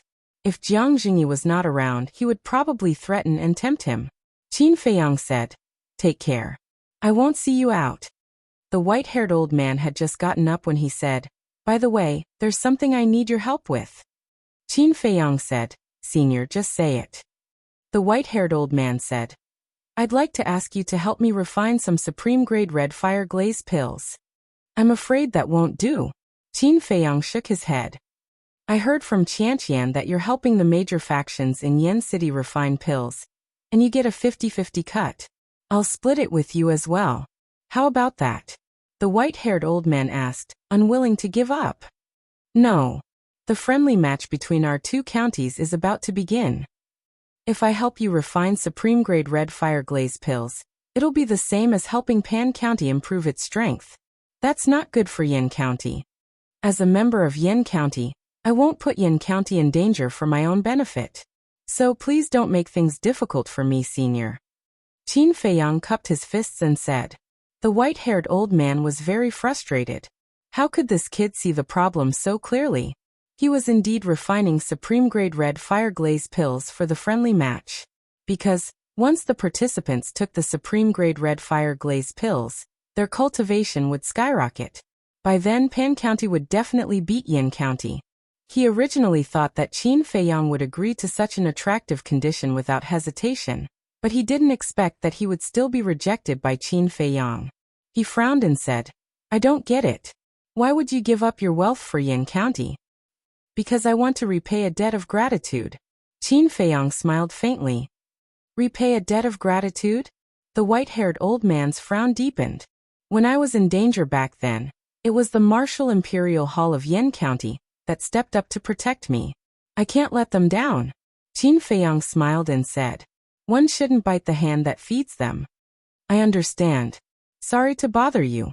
The white-haired old man smiled and didn't continue to pester him. He walked to the door and opened it, meeting Jiang Jingyi face to face. Your Yin County is really lucky to have produced such a loyal and righteous young man. However, if you lose this match, then Qin Feiyang will belong to our Pan County in the future. The white-haired old man looked at Jiang Jingyi and said coldly before leaving. The match hasn't started yet. Who knows who will win? Jiang Jingyi whispered and walked into the room. He smiled and said, I heard the conversation between you and old Kong just now. I was right. You're a good kid. No wonder Qianxue likes you so much. Qin Feiyang felt a bit awkward. Chapter 214. Why do you look so weird? Jiang Jingyi sized up Qin Feiyang with a trace of suspicion on his face. Qin Feiyang laughed dryly and said, It's nothing. I just feel a little embarrassed to be praised like that. There are times when you feel embarrassed too? What a surprise. Jiang Jingyi shook his head and teased. I have something to do outside. Don't run around if you have nothing to do. Cultivate well. Qin Feiyang nodded. Jiang Jingyi turned and left. Qin Feiyang also walked out of the room and stood in the corridor outside. He looked at Jia He and great ancestor Lin in the hall with flickering eyes. He did not dare to say anything about great ancestor Lin, but Jia He would definitely not let him return to the county of Yen so easily. It seemed that he had to be wary of that person in the future.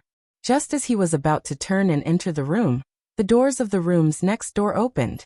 The first prince and the others walked out, all dressed to the nines. The first prince smiled and said, Brother Qin, we're going out for a walk. Do you want to come with us?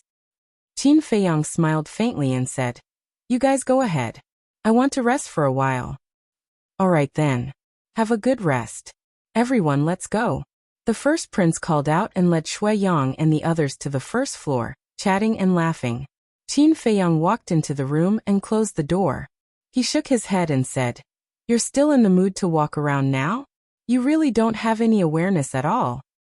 You do have awareness, but it's too boring. Wolf King looked at him in disdain. For me, there's nothing more important than increasing my own strength.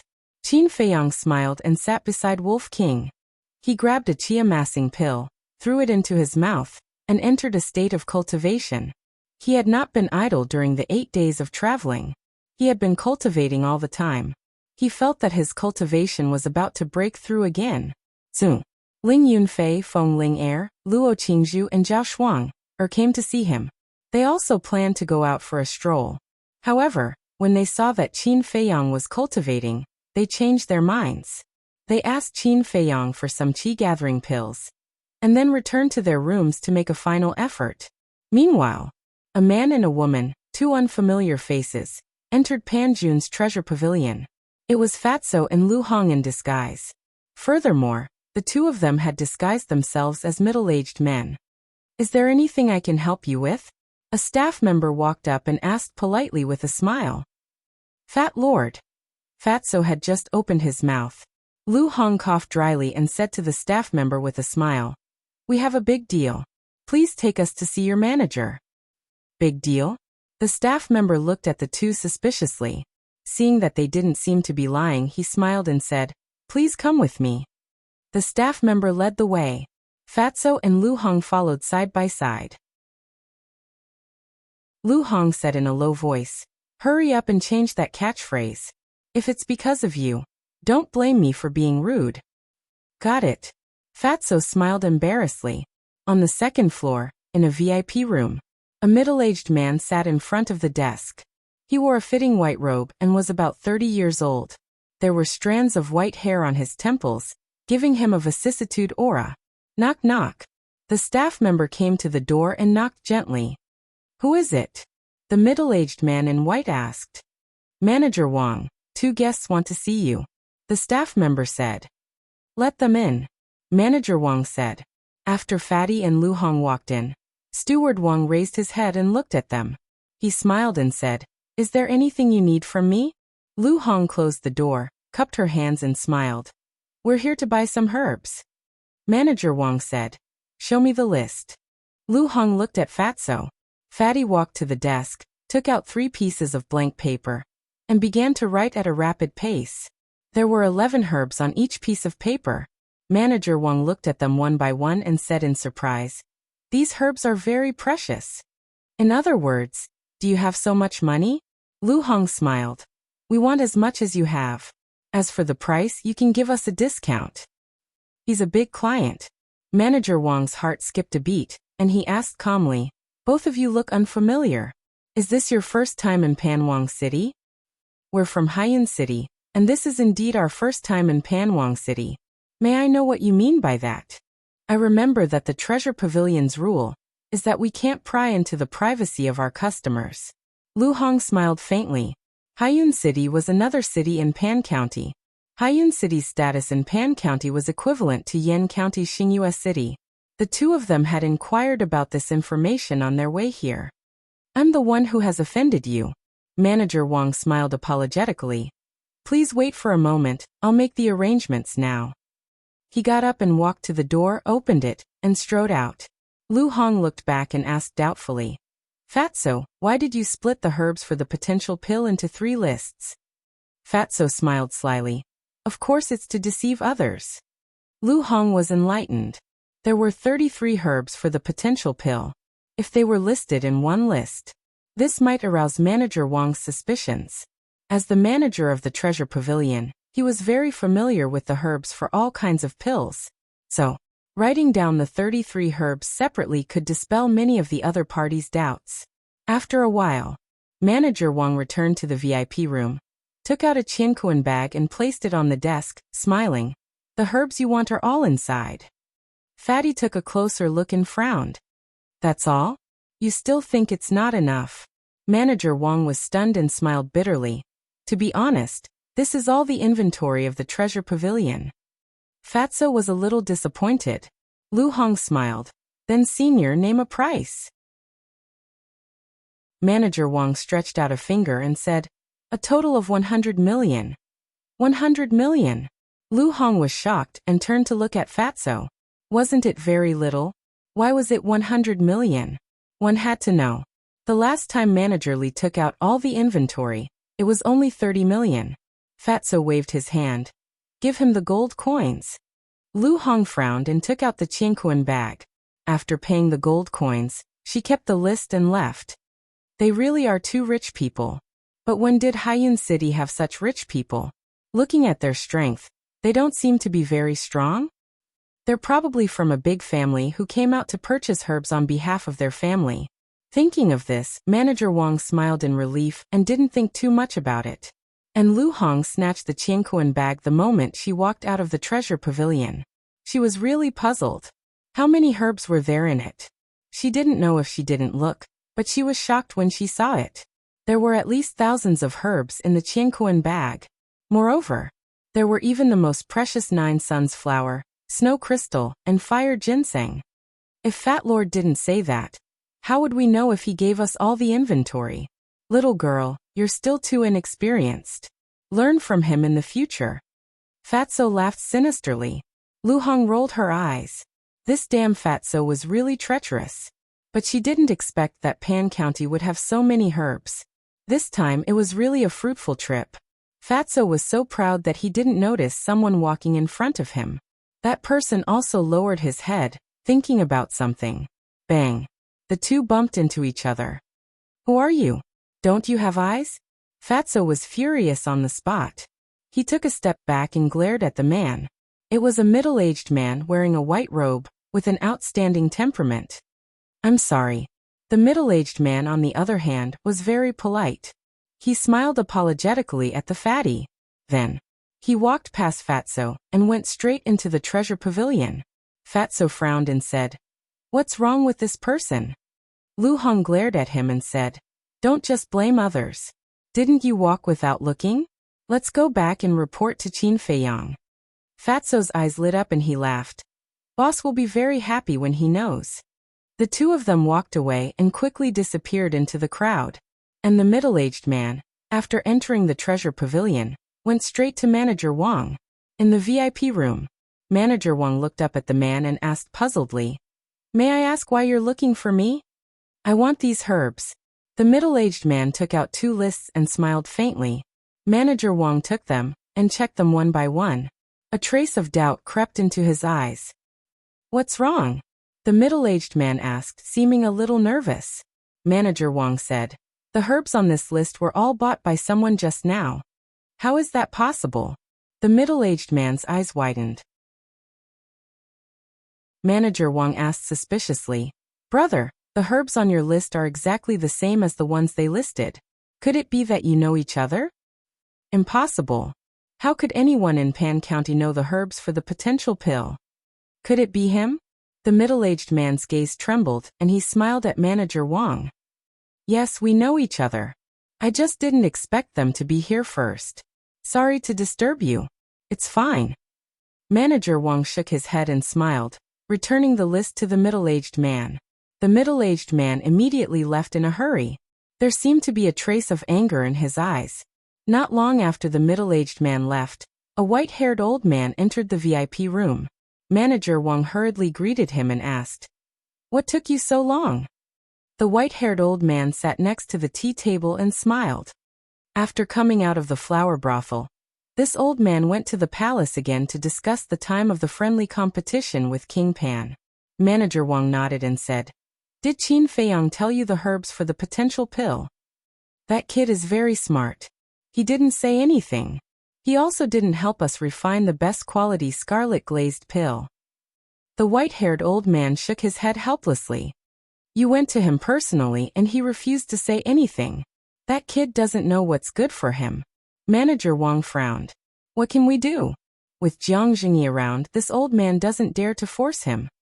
However, if this old man didn't guess wrong, Qin Feiyang should be trying to buy all the herbs at a low price while we don't know about it. So, from now on, whether it's Qin Feiyang or Jiang Jingyi, as long as they come to buy herbs, they won't be sold. If there's a chance, let's see if we can get something out of them," the white-haired old man said. "Okay." Manager Wang nodded. However, the two didn't know that they were too late.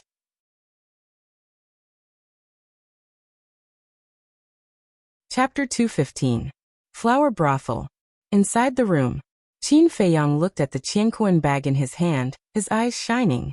Fatso and Lu Hong had already restored their true appearance, standing next to him, recounting their experience in the treasure pavilion. After listening, Qin Feiyang couldn't help but laugh. Fatso and Lu Hong's ability to do things was really beyond his expectations. In the future, he could completely rest assured and leave these matters to the two of them to handle. Fatty chuckled and said, "Boss, we've made a great contribution this time. Shouldn't you reward us?" Qin Feiyang's face twitched, nodding with a smile. "Sure, but the premise is that if I give you a reward now, don't ask me for a potential pill in the future." Fatso was quite happy at first, but when he heard the latter part of the sentence, his face suddenly changed, and he quickly waved his hand. "This reward, Fat Lord still doesn't want it." Lu Hong covered her mouth and snickered at the side. Swoosh! Suddenly, a white figure flew through the window and landed in front of Qin Feiyang, and the other two. Qin Feiyang was startled and immediately became vigilant. "How could it be you?" But when Fatso saw the person's true appearance, he revealed a look of surprise.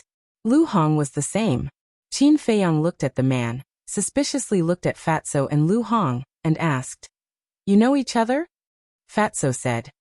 When Fat Lord left the treasure pavilion, he bumped into Fat Lord.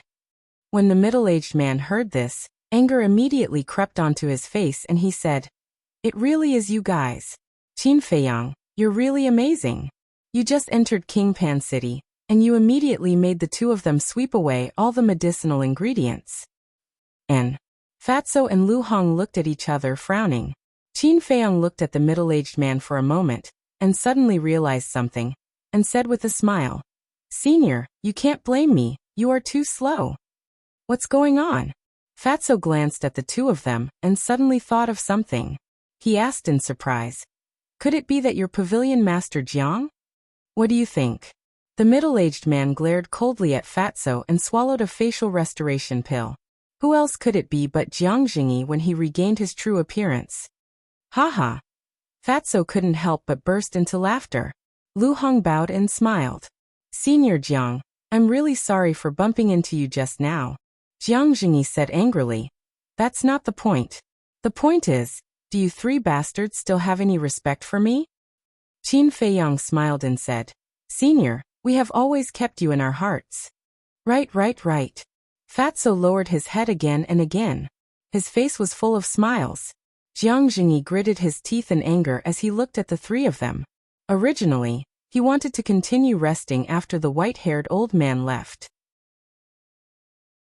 However, when he thought that Qin Feiyang might also be interested in those herbs, he immediately went to the treasure pavilion. In order not to attract attention, he even changed his appearance and walked there. However, he was still a step too late. Qin Feiyang said carefully, "Senior, we're competing fairly and using our own methods. You won't bully the weak, right?" Jiang Jingyi said playfully, "What if I bully the weak?" Qin Feiyang said, "If you're unreasonable, then there's nothing I can do." Emph. Jiang Jingyi snorted and rolled his eyes at him. He asked, "How many herbs did you get?" Qin Feiyang shook his head and said, "I don't know yet, but it shouldn't be much." Jiang Jingyi said, "Don't try to fool me. Let me tell you, everyone has a share. No matter what, you have to give me some." Qin Feiyang was a little helpless. He smiled faintly and said, "How about this, you pay 10 times the price, and I'll sell them all to you." "Why don't you just rob me?" Jiang Jingyi gritted his teeth. 10 times, to think that this kid could say it. Qin Feiyang smiled and said, "Senior, since we've already talked about it, why don't we cooperate?" "Don't try to change the topic." Jiang Jingyi said angrily, but after thinking he asked again, "How?" Qin Feiyang said, "Let me ask first, Senior, when you went to the treasure pavilion, did you say anything? Do I look like such a stupid person to you?" Jiang Jingyi said angrily. "Then it's easy. Other than Pan King City, there are other cities in Pan County. For example, the treasure pavilion in Haiyan City must have herbs for the potential pill. Why don't we visit all the treasure pavilions in Pan County before the friendly competition starts?" Qin Feiyang smiled and said, in fact, he had this idea from the beginning. However, because he and Fatso were too slow, they couldn't rush to other cities in a short time. Jiang Jingyi was different. With his speed, he estimated that he could visit all the cities in Pan County in less than a day. "That's a good idea. Kid, thank you for your reminder. When I come back, I'll give you some." Jiang Jingyi's eyes revealed a sinister smile. Fatso said angrily, "Senior, what do you mean you want to take it all for yourself? What else? Don't tell me you want to share?" "No way, I'll tell you." Jiang Jingyi snorted coldly. "You're too immoral." Fatso was indignant. Qin Feiyang reached out to stop Fatso and looked at Jiang Jingyi with a smile. "Senior, if you insist on doing this, I won't dare to have any objections, but if the chief pavilion master of Pan County knows about those herbs, I'm afraid you won't get what you want." Seeing Qin Feiyang and the other two suffer, Jiang Jingyi was a little proud. However, when he heard the latter part, his face changed and he said angrily, "Are you threatening me?" Qin Feiyang waved his hand and said, No, it's not a threat, it's a win-win situation. I'm not going overboard. Let's split the profits. You get 60%, I get 40%. Lu Hong said with a smile. Pavilion Master Jiang, we've already given in, we're not letting you down. Jiang Jingyi frowned. A moment later, he looked at Qin Feiyang and shook his head. I get 70%, you get 30%. If you agree, it's a deal. Qin Feiyang thought and said, if that's the case, we won't be responsible for the gold coins used to buy the herbs. You'll bear it alone. Bastard, you want to get something for nothing? Jiang Jingyi was furious. Qin Feiyang said with a smile, Senior, you won't lose anything. Everyone wants the potential pill, and it'll definitely be sold for a good price. Then tell me, who would be willing to sell the potential pill? Cut the crap, let's split the profits 30 to 70. We'll each pay half of the gold coins used to buy the herbs. If you agree, we'll set off immediately. Jiang Jingyi waved his hand impatiently. Qin Feiyang frowned and nodded. Okay, deal. Lu Hong, go with Senior Jiang. Okay. Lu Hong nodded. Jiang Jingyi said angrily, did you send her to spy on me? Qin Feiyang chuckled. Look at what you're saying. It's too hurtful. I sent her to help Senior. Hypocrite. Jiang Jingyi glanced at him with disdain. After a slight disguise, Jiang Jingyi jumped out of the window with Lu Hong and quickly disappeared into the crowd. Fatso said unhappily, Boss, isn't it too much of a loss for us to split the profits 30 to 70? What's the hurry? In the entire Great Qin Empire, I'm the only one who knows how to refine the potential pill. Qin Feiyang smiled faintly. That's right. Fatso came to a realization and couldn't help but smile evilly. No matter how many medicinal herbs Jiang Jingyi obtained, in the end, wouldn't he still have to ask Boss Qin to help him refine it? According to the old rules, they could split the profits 50 to 50. At that time, they could make a huge profit. But suddenly, he frowned again. That's not right, boss. How can you be so sure that you're the only one who knows how to refine it in the Great Qin Empire? Qin Feiyang smiled and didn't answer. In the imperial capital, what kind of pills had he not heard of? There was no such thing as a potential pill. If he hadn't encountered the pill scripture, he wouldn't have known that there was such a pill in the world. If even the imperial capital didn't have it, it was naturally impossible for other places to have it. In the evening, Jiahe called everyone to the hall. The eldest prince and the others who went out for a stroll had also returned. Everyone sat around the table. Old Ancestor Lin glanced at everyone and asked, have you seen Pavilion Master Jiang? Everyone shook their heads. Qin Feiyang and Wolf King were also silent. Zhao Shuang'er smiled. He should have something to do and went out. He didn't even say anything when he went out. He really has no discipline at all. Jiahe snorted coldly in dissatisfaction. Luo Qingzhu frowned and said coldly, does he need to report to you when he goes out? What right do you have to say that he has no discipline? Jiahe raised his head and looked at Luo Qingzhu.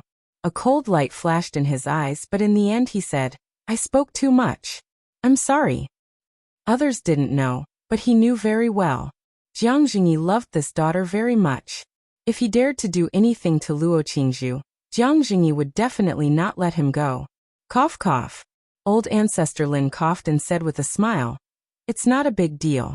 There's no need to alarm Pavilion Master Jiang. As he spoke, he took out a qiankuan bag from his bosom and threw it on the table. He smiled faintly and said, this is the ransom for He Jun and the other two. 300 million gold coins, not a word less. In addition, there's one more thing to announce. The friendly competition will begin in half a month. This old man hopes that in this half a month, you won't run around and strive to raise your strength to another level. Also, according to our investigation, those people who fought with you outside the city today are not the ones who are going to compete with you. They are just the more outstanding young people in Panwang City. None of the people who are going to fight with you on the field have appeared. They are all cultivating in seclusion. As for their strength, Pan Wang and the others have deliberately sealed it off. We can't find out. So, you must not let your guard down. Old Ancestor Lin warned with a solemn expression. Everyone couldn't help but frown. Old Ancestor Lin looked at Wolf King and said with a smile, you can also participate in the friendly competition. We'll talk about it when the time comes. Wolf King held the qiankuan bag in his mouth and ran upstairs. Wait. Jia He shouted at this time. What? Wolf King turned his head and looked at him unhappily. Jia He said, these gold coins aren't yours alone. Brother Wolf knows that Ling Brat has a share, but he definitely won't snatch it from Brother Wolf. If you have the time, you might as well go and find out about the other party's strength. Wolf King glanced at him with disdain, then turned around and ran upstairs. Swish. Jia He flashed and landed in front of him, snatching the Qianquan bag. Old thing, what do you mean? The Wolf King was enraged. Listen carefully, these gold coins are not yours and Ling Yunfei's. They are everyone's. Everyone has a share, Jia He said gloomily. Chapter 216. Wolf King was stunned and asked, what did you say? Say it again? Everyone has a share of the 300 million gold coins, Jia He said word by word. Why? It was Brother Wolf and Ling Brat who took action. It was also us who captured He Jun and the other two alive. You guys have been watching the show from the sidelines and want a share of the profits. Isn't that too whimsical? Wolf King said angrily. That's right, these gold coins should be divided equally between Wolf King and me. Ling Yunfei stood up and said.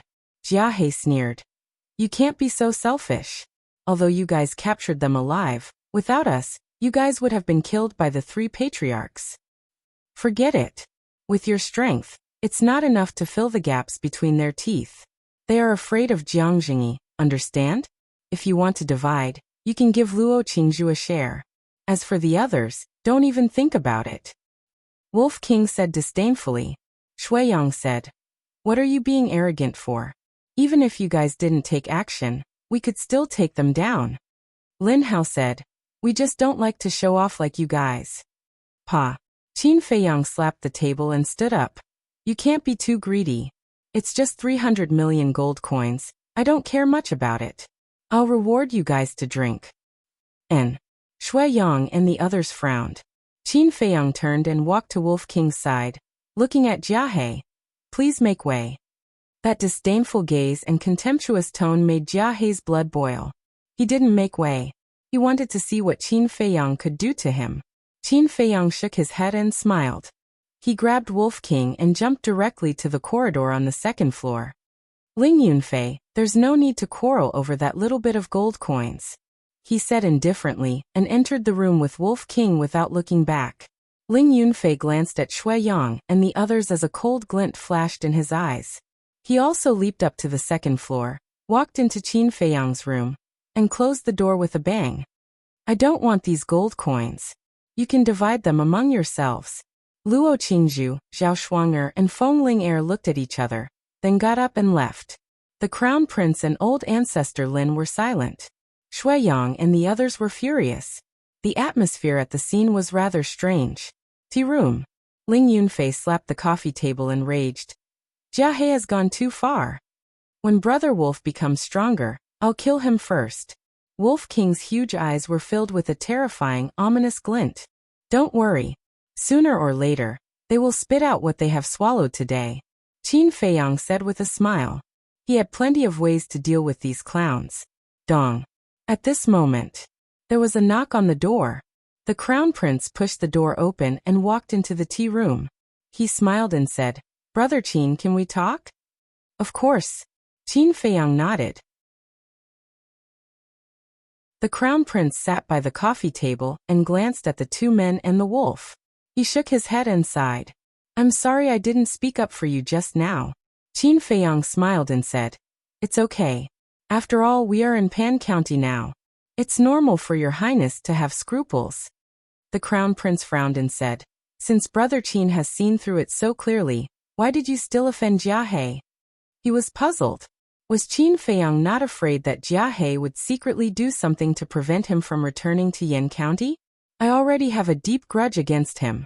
Why would I care about this time? Qin Feiyang smiled faintly. That's true. The Crown Prince nodded and smiled. So Brother Qin already has a plan. I was worried for nothing. I'll take my leave.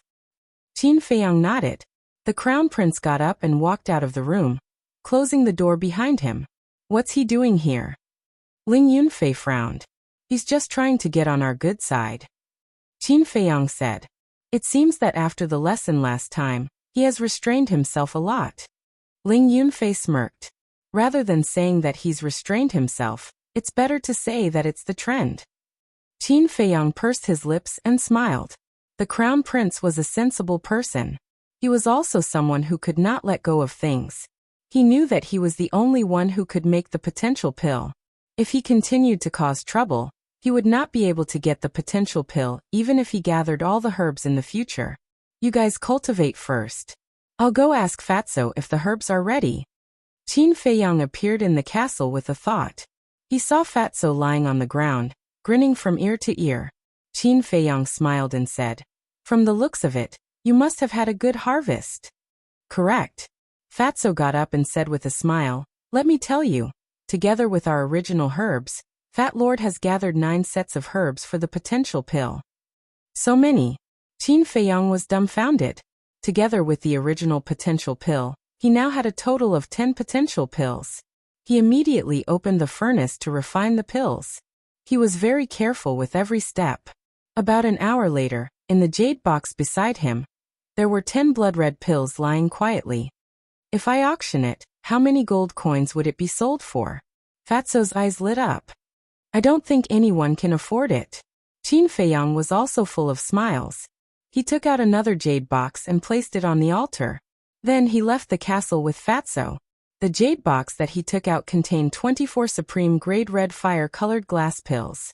Because there was no place safer than the castle. In the blink of an eye, 3 days passed. Qin Feiyang finally broke through to 2-star martial ancestor realm. This kind of speed made the Wolf King very envious. There are still 12 days before the competition starts. Before the competition starts, I should be able to break through to 3-star martial ancestor realm.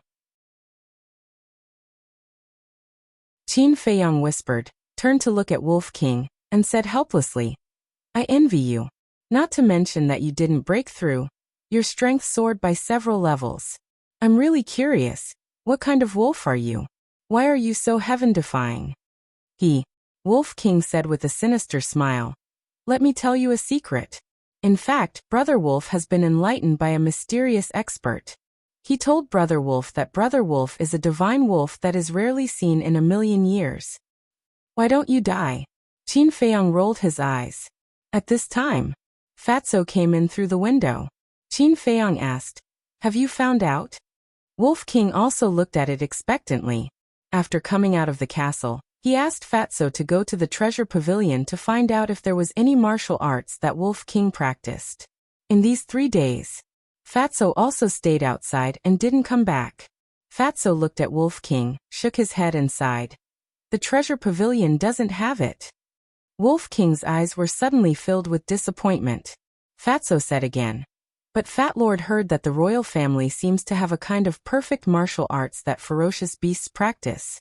I just don't know if it's suitable for Brother Wolf." Wolf King said excitedly, "Then what are we waiting for? Let's go and see." "Don't worry, we still have to think about it." Qin Feiyang reached out to stop Wolf King, his eyes filled with a thoughtful light. "We have to discuss it properly. That Xia Qianqian hates us to the bone. If she finds out, not to mention perfect martial arts, I'm afraid it will be difficult for us to even enter the palace," Fatso said worriedly. He glanced around the room and said in surprise, "Lu Hong isn't back yet?" "Yes." Qin Feiyang nodded. "It's been 3 days. What is she doing?" Fatso frowned. "Speak of the devil." Lu Hong pushed open the door and entered, looking travel-worn. Fatso immediately went up and asked, "How many medicinal herbs did you get?" "Jiang Jingyi and I ran through all the major cities and got a good harvest, but I only got a few hundred." Lu Hong took out a Qianquan bag and handed it to Fatso. Fatso checked it carefully and said to Qin Feiyang, "I can only gather 2 sets of medicinal herbs." "That's fine too." Qin Feiyang smiled. Jiang Jingyi got 70%, which means that he has at least 5 sets of medicinal herbs for potential pills. What a pity. If one of us was a war emperor, we wouldn't have let him get such a big bargain. Fatso was very indignant. "You have to know how to be content." Qin Feiyang patted his shoulder and said with a smile, "Wolf King and I will go to the palace. You guys have worked hard these days, so stay here and have a good rest. Can you guys do it? Fatso was a little worried. We have to do it even if we can't. Qin Feiyang's eyes flashed as he quickly left the flower brothel with Wolf King. Panwang City was also divided into 4 districts. The royal family was also in the East District.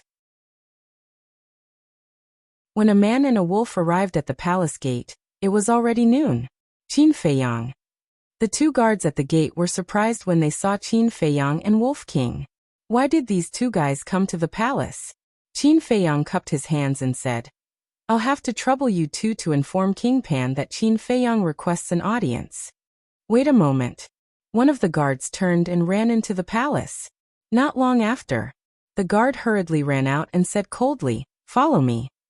Qin Feiyang didn't mind and followed behind the guard. Soon they arrived in front of a throne room. Go in by yourself. The guard said indifferently and turned to leave. Wolf King said unhappily, Do we owe him money? Qin Feiyang smiled and strode into the throne room. The decoration was very luxurious, and every place showed a luxurious aura. Directly above, there was a dragon throne made of gold, looking very domineering. But Qin Feiyang could tell at a glance that it wasn't a real dragon throne, because in the entire territory, only one person was qualified to sit on the dragon throne. And that was his father, the emperor of the Great Qin Empire. And the dragon throne in front of him was just a flood dragon throne. King Pan was sitting on the flood dragon throne at this moment, wearing a golden robe and a crown on his head, looking quite imposing. Qin Feiyang stood in the middle of the throne room and cupped his hands. Greetings, King Pan. King Pan asked, What's the matter? His tone was not very kind. Especially when he looked at Wolf King, there was a trace of anger on his face.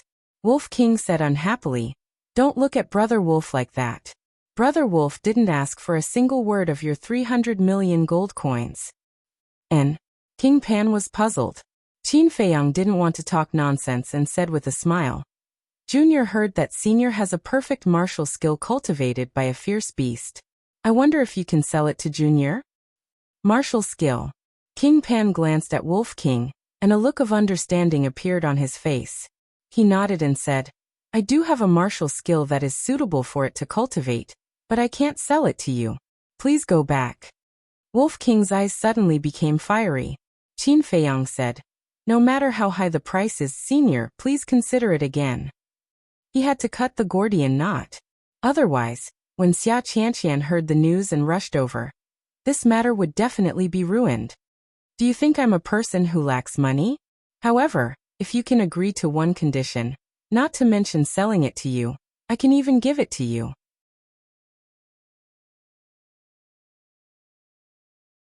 Chapter 217. Qin Feiyang asked, What's the condition? Just as Pan Wang was about to speak, a young girl in the prime of her youth rushed in. Father, you can't give him the martial arts technique no matter what. It was Xia Qianqian. Qin Feiyang's face darkened. What he was afraid of really came true. Wolf King's eyes flashed fiercely, and he said telepathically, Little Qinzi, just take her down and threaten King Pan. Qin Feiyang rolled his eyes. Using the princess to threaten King Pan in the throne room, this bastard thought of it. One had to know. This was someone else's territory. At that time, even Jiang Jingyi couldn't protect them. Xia Qianqian glanced fiercely at the man in wolf, ran to King Pan, hugged his arm, and said aggrievedly, Father, they bullied me in Yan County, quickly take them down. King Pan frowned and said, Don't be rude to the guests. Are they guests? Father, I want them to have a taste of being bullied. Xia Qianqian's face was full of disdain and resentment. Qin Feiyang said, You only know how to blame others and don't know how to reflect. Is this the virtue of Princess Pan?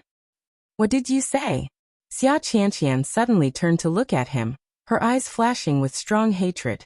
King Pan pulled her back and said with a frown, Qin Feiyang, isn't it a bit inappropriate to criticize my daughter in front of me? Even now, King Pan is still protecting her. No wonder she is so arrogant and rude. It's all because you spoil her. Although there is an old saying that a poor son and a rich daughter, to spoil her to this extent is your dereliction of duty, King Pan. I don't mean anything else. I'm just worried that if you continue to spoil her, She might bring disaster to you in the future. King Pan, you have to be careful. Qin Feiyang said lightly. Bastard. Xia Qianqian was so angry that her body trembled, and she shouted in a stern voice, Men, take them down for me. Tada. Accompanied by a series of hurried footsteps. Four black-armored guards ran into the throne room. His gaze was extremely sharp. The long spear in his hand shone with a cold light. The palace was instantly filled with a murderous aura. Roar. Wolf King let out a fierce roar, his entire body exuding an astonishing aura of hostility. Calm down. Qin Feiyang reached out to stop it.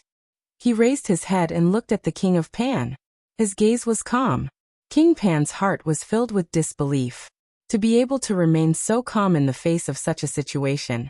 This person's temperament was truly impressive. The four guards surrounded the man and the wolf, but they didn't attack. Instead, they looked at Pan Wang questioningly. Didn't you hear what I said? Take them down. Xia Qianqian shouted. Yes. One of the guards nodded and shouted, Let go. Pan Wang said, Wait. The four of them immediately stopped. Xia Qianqian turned to look at Pan Wang and said, Father. Pan Wang said angrily, That's enough. There's nothing for you to do here. Get down. Xia Qianqian said unwillingly, Father, he already said that to you. Are you still planning to let them go? Pan Wang sighed helplessly and looked at Qin Feiyang. If you are willing to join Pan County, I will give you the perfect martial skill. What? Xia Qianqian's eyes widened. She seriously suspected that there was something wrong with her ears. But after thinking about it, the corner of her mouth pursed into a sneer. As long as this man and wolf joined Pan County, wouldn't she be able to play with them wantonly? Qin Feiyang frowned and said with a faint smile, You want to bribe me with a perfect martial skill. King Pan is really generous. There was a trace of sarcasm in his words. Pan Wang said with a smile, A perfect martial skill is extremely rare. If you miss the village, there won't be a shop.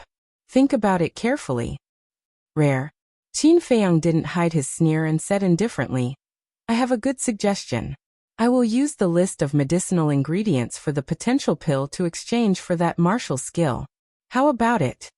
Since most of the medicinal ingredients in the major cities had been swept clean by him and Jiang Jingyi, it didn't matter if he told these people about the medicinal ingredients. Pan Wang was obviously tempted, but he shook his head and said, It's not worth it, unless you give me the pill recipe for the potential pill. Give you the pill recipe? Qin Feiyang was so angry that he laughed. Pan Wang, don't you think this request is ridiculous? Before coming, I told myself to be amiable. After all, you are a senior and a duke. But I didn't expect that my amiable attitude would be exchanged with you guys wanting a yard after taking an inch. I don't want the martial skill. White-eyed wolf, let's go. Qin Feiyang called out and turned to walk out of the hall. He don't regret it.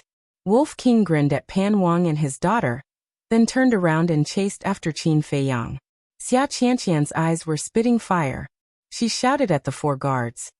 What are you waiting for? Stop them. Whoosh! The four of them turned around and took a few steps forward, blocking the path of the man and the wolf. What? Are you trying to coerce me? Qin Feiyang said indifferently. Pan Wang looked at the man and wolf, his eyes flickering. In the end he nodded and said, Okay, I promise you. Use the list of herbs in exchange. Qin Feiyang raised the corner of his mouth and shook his head. I'm sorry, I'm no longer interested in that martial skill. Pan Wang's eyes darkened. You're making fun of me. Qin Feiyang smiled faintly. You're the one who's insatiable, and now you're blaming me. Are the royal families of Pan County all so rude and unreasonable? Also, I can't bear the crime of making fun of the Duke. You can't use your status to slander me. He added. Preposterous. Xia Qianqian was so angry that she stomped her feet. Father, he's looking down on our royal family. Quickly kill them. Take them down. Pan Wang's face was gloomy as he waved his hand. Killing intent surged in the eyes of the four guards as they rushed toward Qin Feiyang and Wolf King in unison. I promise you'll regret it. Qin Feiyang grinned at Pan Wang and led Wolf King directly to the castle. The The 4 guards were bewildered. Pan Wang also stood up abruptly. His eyes swept over the place where the man and wolf disappeared, and he was full of disbelief. How could such a big living person disappear into thin air? He looked at Xia Qianqian and asked, "What's going on?" "I don't know either." Xia Qianqian shook her head. Suddenly, she seemed to have thought of something and said, "I heard in Yan County that Qin Feiyang has a treasure that can hide him. He must be hiding in there now. It's said that he can even hear the conversation outside." "Heard about it." Pan Wang's face was full of disbelief. Even he couldn't sense it. What level was the treasure hiding in there? "Why didn't you tell me earlier?" He glared at Xia Qianqian angrily. If he had known this earlier, he wouldn't have dared to use force. After being fiercely glared at by Pan Wang, Xia Qianqian felt so wronged that tears flowed out of her eyes. Pan Wang felt helpless and comforted her. All right, it's my fault. I shouldn't blame you, but you really have to change your temper." Xia Qianqian said, "Father, can you kill Qin Feiyang and that beast?" Pan Wang shook his head and said, "No, Qin Feiyang is highly valued by the prefecture. We can't kill him. Moreover, if he dies in Pan County, Yin County won't let it go. You can leave first." Xia Qianqian said resentfully, "Even if we don't kill them, we have to make them suffer." Pan Wang nodded and said, All right, I'll do as you say. Hurry up and leave. I still have things to deal with." Xia Qianqian smiled and ran out of the throne room with light steps and joy. Pan Wang returned to the dragon throne and waved to the 4 guards. "Go outside and guard." "Yes." The 4 of them bowed and walked out of the hall to guard the 2 sides of the door. Pan Wang faced the empty void and said, "Qin Feiyang, I apologize to you for what happened before. However, it's not right for you to continue hiding like this. Why don't you come out? Let's have a proper talk." But there was no response. "If you continue to hide, I can't do anything to you. But I'll keep people here.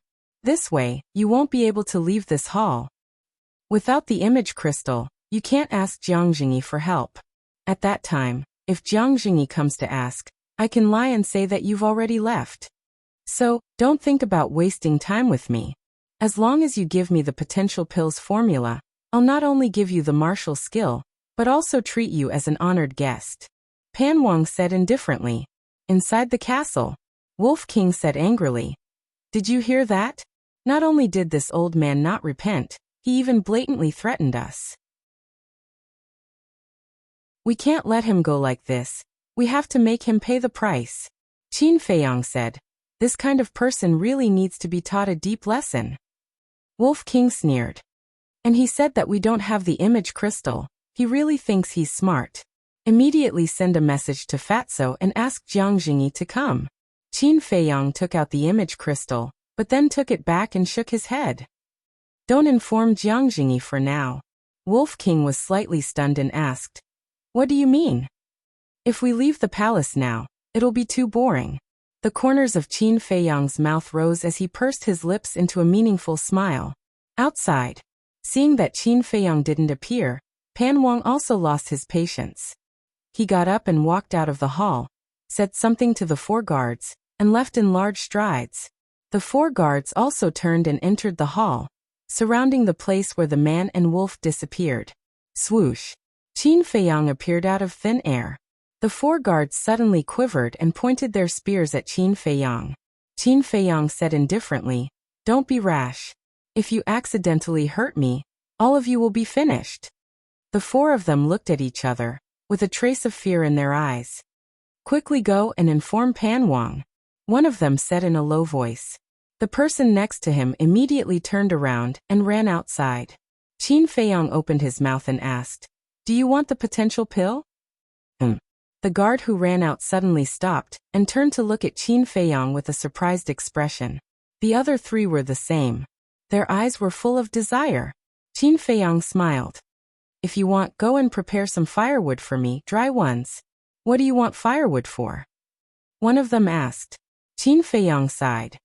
"It's too boring inside. I want to get some barbecue." "Barbecue?" The faces of the 4 people twitched non-stop.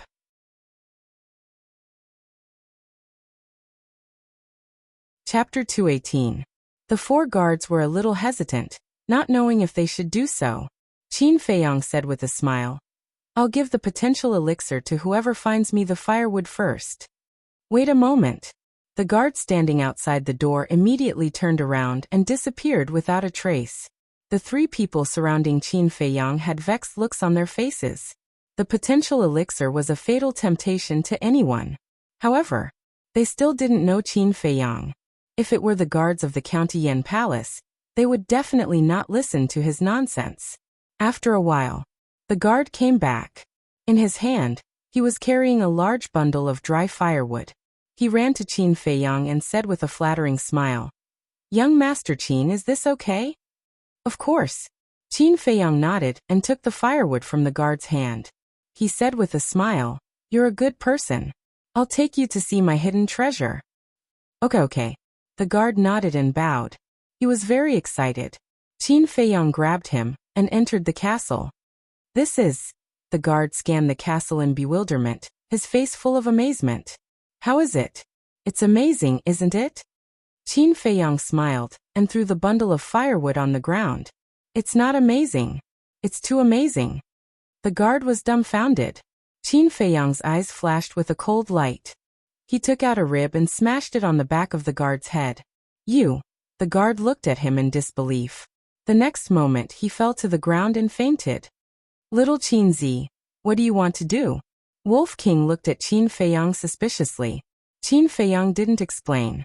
He put away the rib, quickly took off the black armor on the guard and put it aside. Then he took out a piece of clothing from the Qianquan bag and threw it on the bundle of firewood. Then, he took out another match and set the garment ablaze. After a while, the clothes and firewood were burning. Wolf King said in surprise, "What do you mean? Are you going to destroy the corpse? Don't you think of anything good in your head all day long?" Qin Feiyang gave him a knock on the head and appeared in the hall with the bundle of burning firewood. "Brother Qin, what are you doing? Where's Theta Wang?" The three guards looked at him in confusion. Theta Wang was the guard who was knocked out by Qin Feiyang. Theta Wang is eating barbecue inside. Qin Feiyang grinned and kicked the bundle of firewood with all his might. At once, sparks flew. The three guards were shocked and hurriedly. The bundle of firewood was scattered and shot. A piece of firewood flew a golden yellow curtain. The curtain was made of silk. When it came into contact with fire, it instantly burned. "This, not good. Stop him. Let's go put out the fire." The faces of the three suddenly changed. Two of them ran to put out the fire. The other person stretched out his hand at the same time and grabbed Qin Feiyang. Swish. Qin Feiyang disappeared into thin air and entered the castle. Without saying a word, he took out an illusory form pill and threw it into his mouth, turning into Theta Wang's appearance. He swiftly wore the black armor on his body.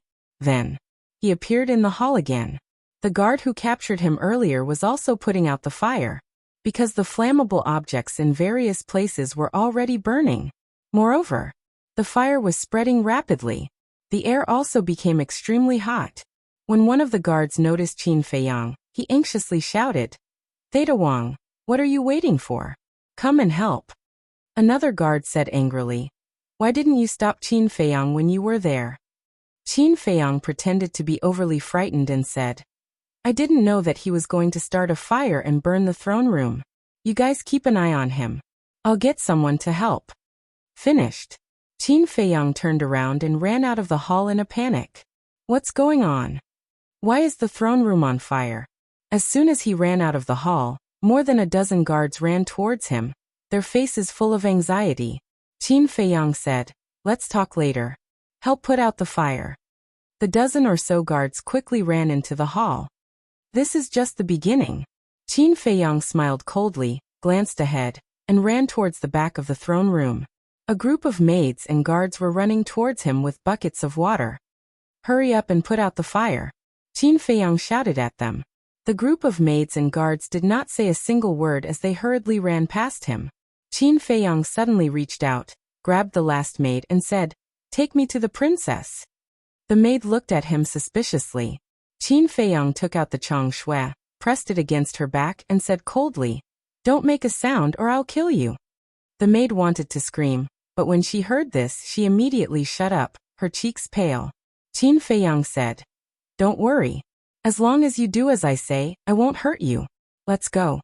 The maid lowered her head and walked along a small path towards the west of the palace. Qin Feiyang followed closely behind her. On the way, they also encountered many maids and guards who were running towards the throne room. But under his threat, the maid didn't dare to move at all. Hundreds of breaths passed. A dazzling palace entered Qin Feiyang's line of sight. On the left side of the palace, there was a garden. Hundreds of flowers bloomed, competing for beauty. One could smell an intoxicating fragrance from afar. The lush green little trees swayed in the wind like young girls. In the middle of the garden, there was a pavilion.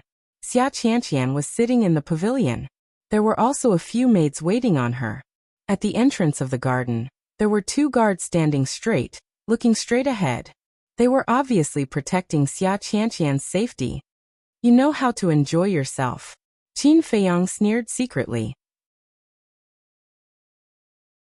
Seeing that there was no one nearby, he knocked the maid unconscious and sent her into the castle.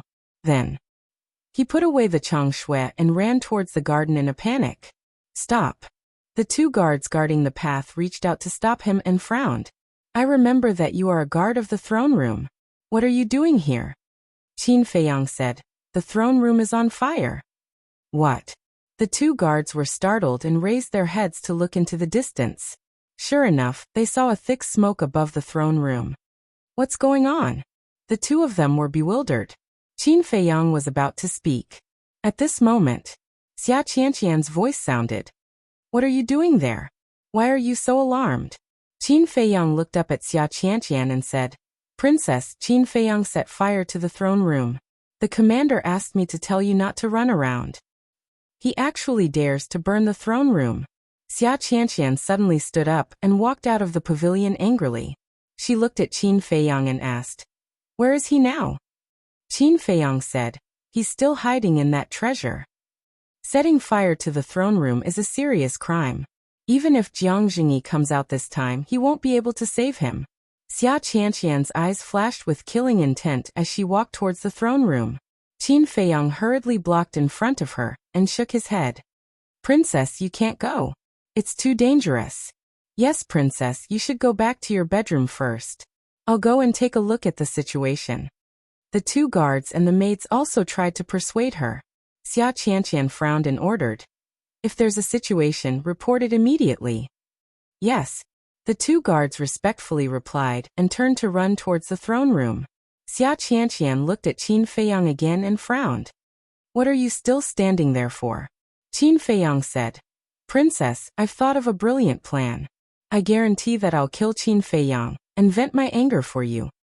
Xia Qianqian was stunned and asked, "What brilliant plan?" Qin Feiyang glanced at the 2 guards and saw that they had already run far away. He used the shifting smoke steps and quickly knocked out the maids. Following closely, before Xia Qianqian could react, he took out the chang shui and pressed it against Xia Qianqian's back. "What are you doing?" Xia Qianqian was incomparably shocked and furious. "Princess, there are too many people around. It's a little inconvenient to talk." Qin Feiyang laughed softly. "Are you going to rebel?" Xia Qianqian shouted angrily. "Rebel?" Qin Feiyang sneered. With a slight force from his arm, the tip of the chang shui cut through Xian Qianqian's clothes and left a bloody mark on her pure white skin. Qin Feiyang said, "Princess, keep your voice down. If you startle me, I might accidentally kill you." Xia Qianqian's body and mind trembled as she asked, "What do you want to do?" Qin Feiyang said, "I'll have to trouble Princess to take me to the treasure vault." Xia Qianqian said gloomily, "You actually dare to have designs on the treasure vault. You've really eaten the guts of a leopard. Cut the crap, hurry up. Otherwise, I'll tell you to go see the King of Hell right now." Qin Feiyang shouted in a low voice. Xia Qianqian's delicate body trembled as she walked along a winding path and said in a low voice, "If you're willing to let go now and take the initiative to apologize to this princess will consider sparing your life. Otherwise, even if you succeed, don't even think about leaving the palace today." Qin Feiyang said, "Princess, you don't have to worry about this. A moment later, the two of them arrived in front of a huge palace. This was King Pan's bedroom. There were also guards guarding the door, and there were more than a dozen of them. Qin Feiyang glanced at them, leaned close to Xia Qianqian's ear, and whispered, "Be honest, or don't blame this subordinate for being ruthless." The two of them walked over. The guards bowed and said, "Greetings, princess." "Yes." Xia Qianqian nodded and asked, "Where's my father?" One of the guards said, "He just went to the throne room. If princess has something urgent, this subordinate will go and report it." A trace of disappointment immediately crept up in Xia Qianqian's eyes. She shook her head and said, "There's nothing urgent. There's no need to specially call him. This princess will go in and wait for a while." After that, she walked towards the main hall. Qin Feiyang followed closely behind her. A guard suddenly noticed Xia Qianqian's abnormality and asked doubtfully, "Princess, why do you look a little strange? Are you still sweating?" "It's nothing. It's just that the weather is too hot," Xia Qianqian said expressionlessly. Seeing that Qin Feiyang was about to successfully enter the main hall, a guard on the left suddenly pointed at Qin Feiyang and shouted, "You're not allowed to go in." At the same time, Xia Qianqian threw herself forward and fell to the ground, shouting, "Kill him quickly." The dozen or so guards were stunned. They all held their spears and charged towards Qin Feiyang. "Damn it!" Qin Feiyang's expression changed drastically, and he hurriedly put away the Chang Shui.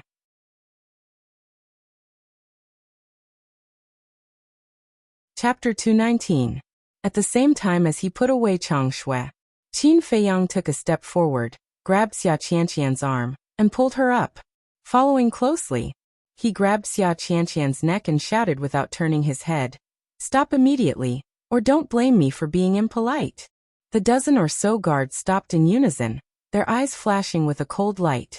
Xia Qianqian struggled, but she was only a 9-star martial master, and Qin Feiyang was already a 2-star martial ancestor realm. How could she break free? "Quickly report to the king," a guard in the front row said to a guard behind him. Qin Feiyang held Xia Qianqian hostage, turned to look at the guards and said, "Whoever dares to report, I will kill her right now." "How dare you?" More than a dozen guards stared at him sinisterly. Qin Feiyang's eyes flashed with a cold light, and with a squeeze of his 5 fingers, Xia Qianqian's face instantly turned red, and she found it difficult to breathe. "Stop." The guards' expressions changed drastically as they hurriedly shouted. Qin Feiyang loosened his grip, and Xia Qianqian immediately gasped for breath. But before she could catch her breath, Qin Feiyang grabbed her and retreated to the center of the hall. He said to the guards, "All of you come in." The dozen or so guards looked at each other and walked into the hall one after another. "Close the door," Qin Feiyang said. A guard turned around and closed the door of the hall. "I know you. Your name is Theta Wang. I advise you to let the princess go immediately. Otherwise you will die a horrible death today," the 3 guards said gloomily.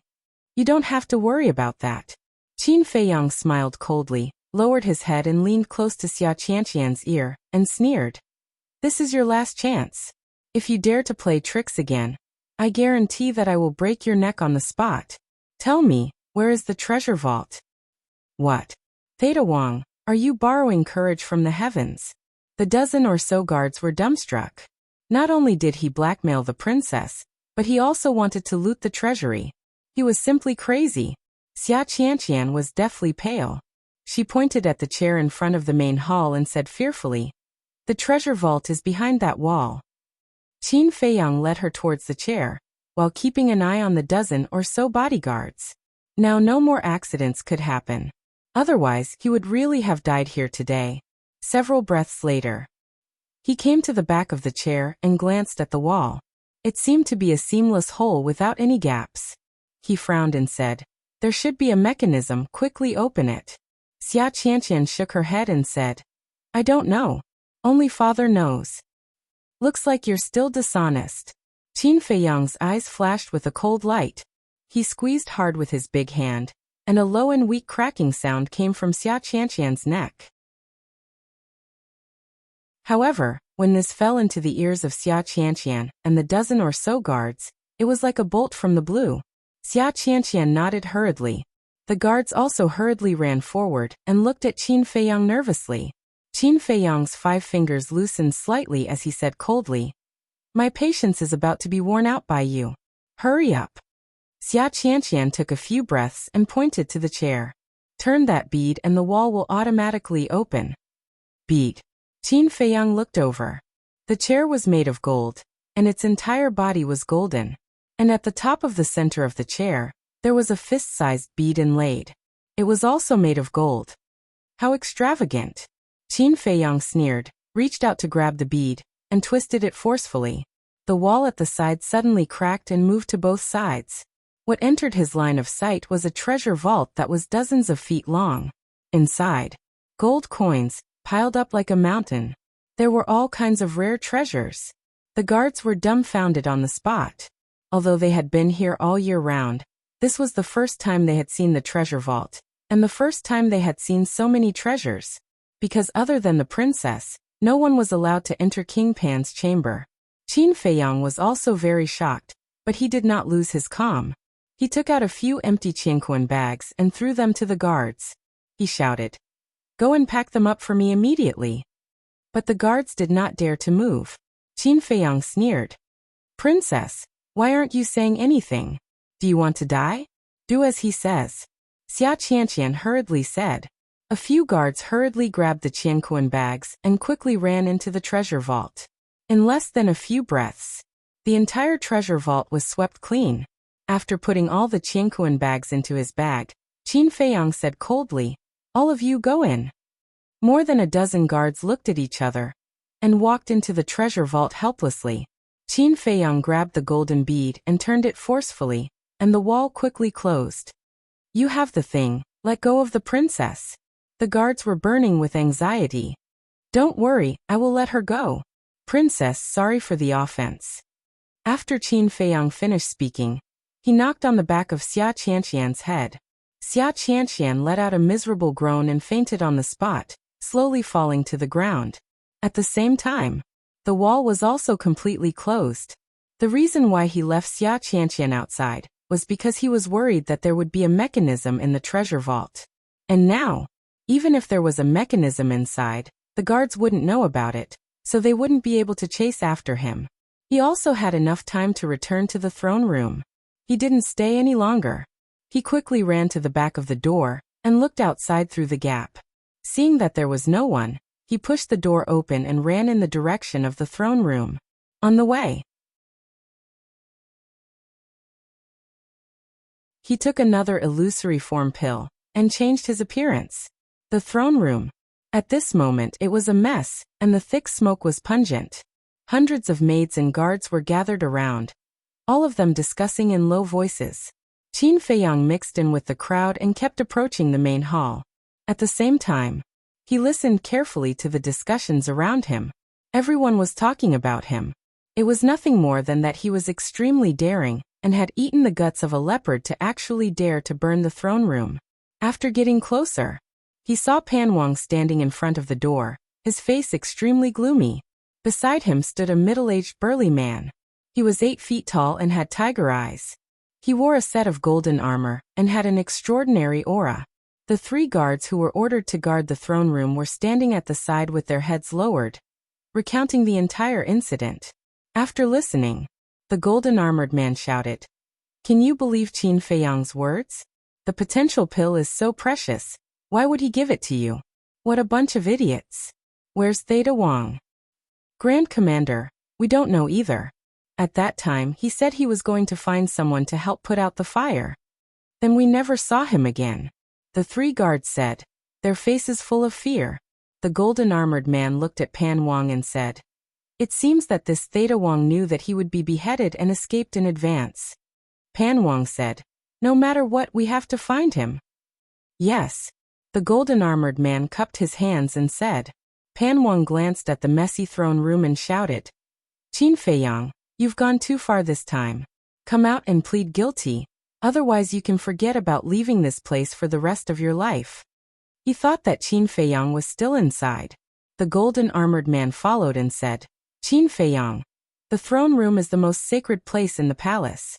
By burning this place, you're looking down on our royal family. Even if Jiang Jingyi comes, you won't be able to escape. Qin Feiyang, who was mixed in the crowd, had a hint of ridicule in his eyes. Seeing that Qin Feiyang didn't come out for a long time, Pan Wang clenched his hands and sneered. Fine, if you want to waste time. This king will waste time with you. Grand Commander, you stay here personally. Yes. The golden-armored man bowed and replied. Pan Wang glanced at the main hall, then soared into the air and flew towards the direction of the bedroom. Farewell, Your Majesty. Everyone present bowed one after another. Qin Feiyang, of course, also had to put on an act. The golden-armored man withdrew his gaze and said expressionlessly, The guards stay here first, the rest of you go do what you need to do. A maid asked, Grand Commander, aren't you going to clean the throne room? The golden-armored man said, Not for the time being. Heard. Those maids turned and left. There were about 200 to 300 guards left behind. The golden-armored man glanced at everyone and shouted, Leave a dozen people, the rest of you go look for Theta Wang. You must find him for this commander. Immediately, one by one, the guards quickly spread out and started a carpet search. Bastard. At this moment, a furious roar exploded somewhere in the palace like a thunderclap from the ninth heaven. The sound lingered, echoing above the palace for a long time. What's going on? Everyone in the palace was alarmed. Everyone looked at Pan Wang's bedroom, their faces full of surprise. You guys watch carefully. The golden-armored man ordered Qin Feiyang and the others, then soared into the sky, turned into a stream of light, and flew towards Pan Wang's bedroom. What the hell happened to make the king so angry? The guards around Qin Feiyang all ran to an open area on the side and looked in the direction of King Pan's sleeping quarters. Qin Feiyang's eyes flashed, used the smoke-gathering steps, ran into the main hall, and then went to the castle. That was close. As soon as he entered the castle, he sat on the ground with a face full of fear. Kid, you're really bold. You even dared to rob the royal treasury. Do you know how much Brother Wolf sweated for you inside? Wolf King stared at him fiercely. Qin Feiyang let out a long breath and said with a smile, Didn't I succeed? Wolf King said worriedly, It's good that you succeeded, but how are you going to get away? Qin Feiyang said with a faint smile, I've always been using Theta Wang's face. If Pan Wang wants to settle the score, he will only look for him. What am I afraid of? After that, he looked at Theta Wang lying on the ground. He found that he was already dead. Next to Theta Wang, there was a woman lying. It was the maid who took him to find Xia Qianqian. But she was also dead. It was Brother Wolf who killed them. If they don't get rid of them, they will bring you a lot of trouble. Especially Theta Wang. When he leaks out that you knocked him out, it will definitely arouse Pan Wang's suspicion. Wolf King said. Qin Feiyang nodded. In the bedroom, Pan Wang looked at the empty treasury, and his face was almost distorted. The golden-armored man was also beside him, his face full of disbelief. This Theta Wang dared to rob the treasury? That's how it happened. Your Majesty, we were incompetent and didn't guard the treasury well. We are willing to accept the punishment. After saying the whole story, the dozen guards knelt on the ground, lowered their heads, and took the initiative to beg for forgiveness.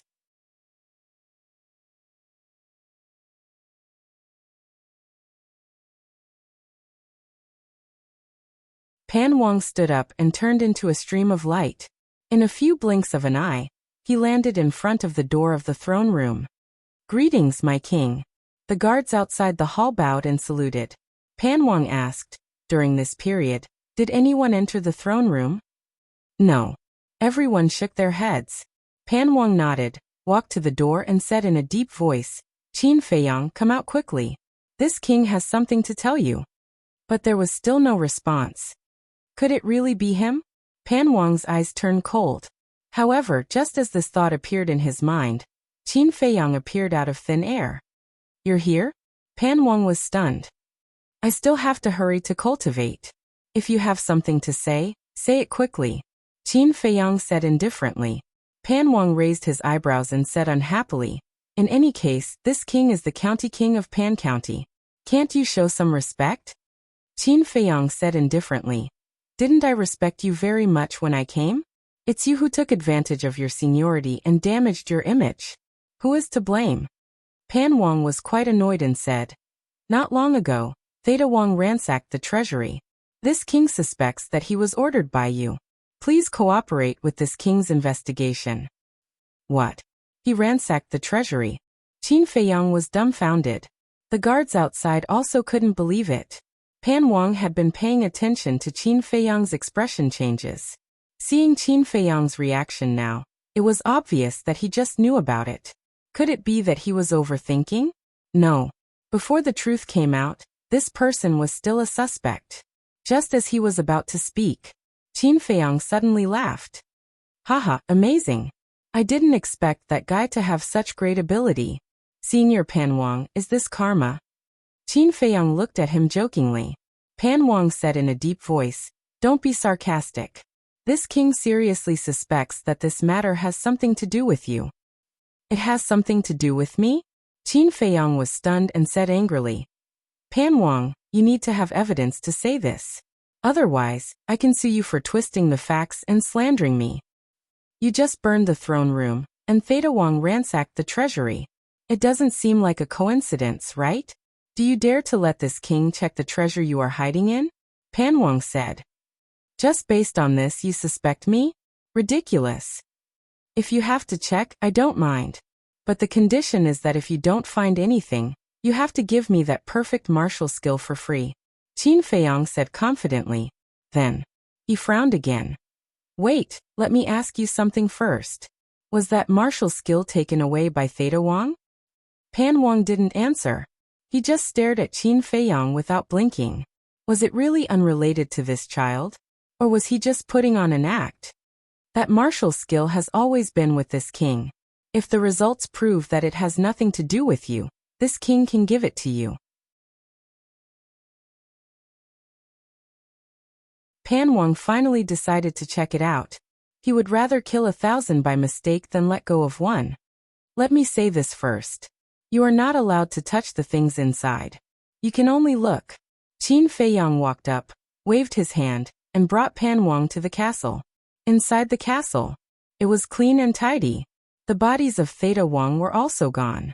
Wolf King was lying lazily at the side, with a pile of top-grade qi-gathering pills in front of it. While it was refining the pills, it looked at Pan Wang with disdain. Pan Wang entered the castle for the first time. Like the others, he looked around curiously, feeling that it was too magical. Can you hurry up? Qin Feiyang frowned. If you don't do anything wrong, you won't be afraid of ghosts knocking on the door. What are you afraid of? Pan Wang glanced at him and continued to look around. Qin Feiyang said, Nonsense, apart from the people closest to me, you are the first outsider to come in. Of course, I am on guard against you. Then shouldn't this king feel honored? Pan Wang sneered, his eyes locked on the altar, and was about to walk over. Wait, just stay here. I'll go get it for you. Qin Feiyang hurriedly stopped him. What? Are you afraid? Pan Wang looked at him coldly. I am afraid that you will be tempted by the wealth. Qin Feiyang sneered. He strode to the altar and opened the 2 jade boxes. 24 top-grade scarlet fire-colored glass pills and 10 top-grade potential pills appeared in front of Pan Wang's eyes. Qin Feiyang sneered. These scarlet fire-colored glass pills and potential pills are priceless. Do you think I should be on guard against you? Pan Wang's eyes lit up. He naturally knew about the scarlet fire-colored glass pills. But this was the first time he saw the potential pill. He was engrossed. He couldn't wait to pounce on it and snatch it away. Qin Feiyang closed the jade box and said lightly, What else do you want to check? Pan Wang took a deep breath, pointed to the iron box with the 6-word divine formula, and said in a deep voice, Open it and let me see. It's not impossible to check this iron box. But in advance, after checking, you have to give me 10 sets of scarlet fire-colored glass pills medicinal materials. Qin Feiyang smiled faintly. Pan Wang's face was gloomy, and he nodded and said, Okay. Then let's make a gentleman's agreement, lest you go back on your word. Qin Feiyang took out a pen and paper and wrote quickly. After writing, he handed it to Pan Wang and said with a smile, Press your fingerprint. Pan Wang glanced at the agreement and looked at Qin Feiyang. This time he hesitated. Qin Feiyang's performance was too calm. There wasn't the slightest bit of cowardice on him. However, he also suspected that Qin Feiyang was pretending to be calm in order to make him give up on the inspection. After a moment of hesitation, he made up his mind, bit his finger, and pressed a bloody fingerprint on the agreement.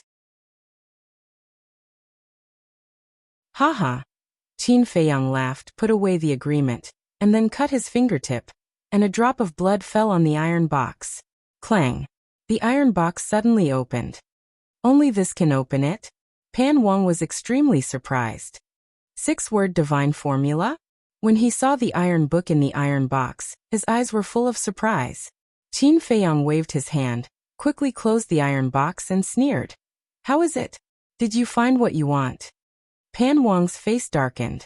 In the iron box, there was nothing except for the 6-word divine formula. It seemed that it really had nothing to do with this boy.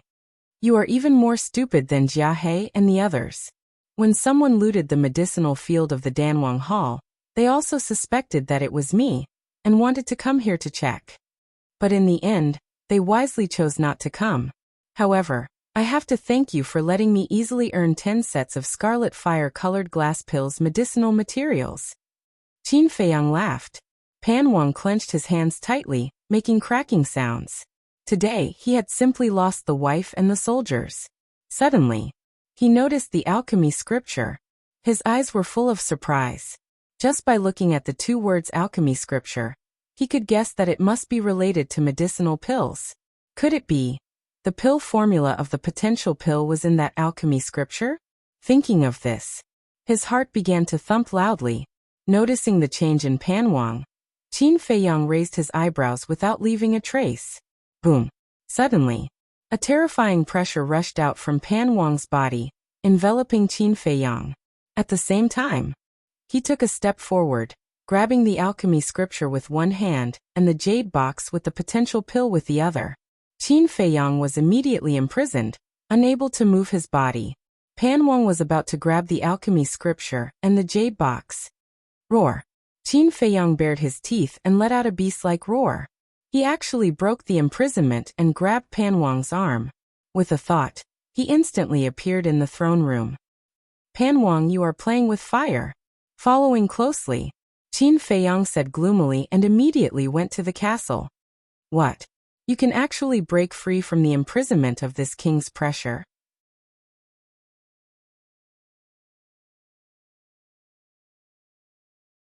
Chapter 221. Hearing the exclamations from outside, Qin Feiyang and Wolf King were both full of disdain. Thinking back to when they opened the gate of potential, Yin Nanshan released all of his pressure, and they could move with their amazing willpower.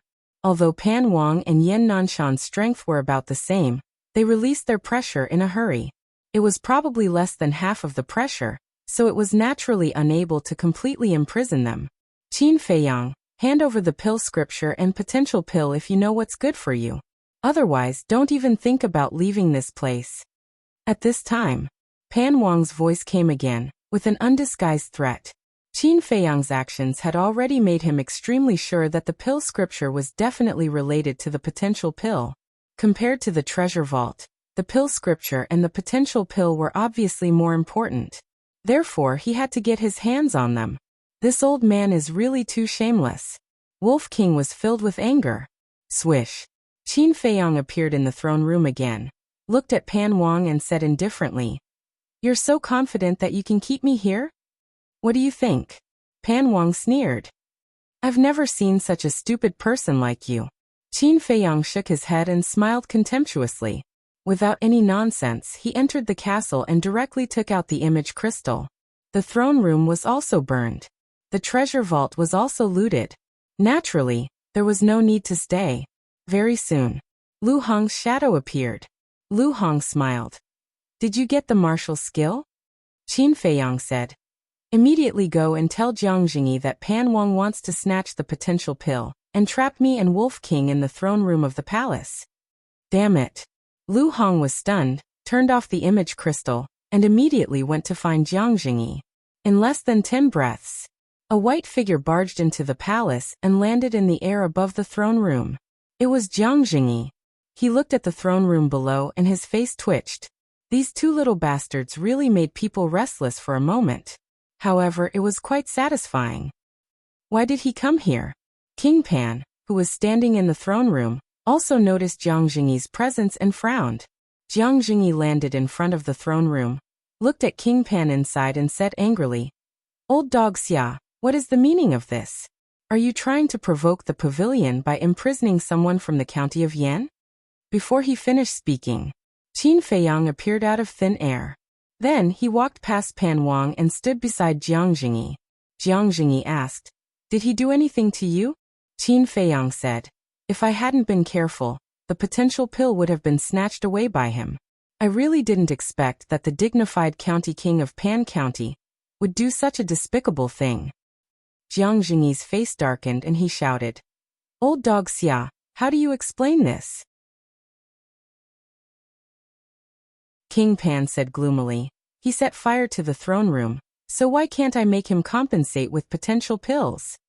If you hadn't trapped me here, would I have burned down this lousy place? I'm just returning an eye for an eye." You still can't figure out how I informed Pavilion Master Jiang, right? There's really something wrong with your IQ. I'm a supreme alchemist. How can I not be able to afford the image crystal? Qin Feiyang pursed his lips with a hint of sarcasm. Heard about it. King Pan fell into deep regret, unable to extricate himself. The image crystal was indeed expensive. Even a battle king would not be willing to spend such a high price, let alone a young man. However, was this kid an ordinary person? With his wealth, what could he not have?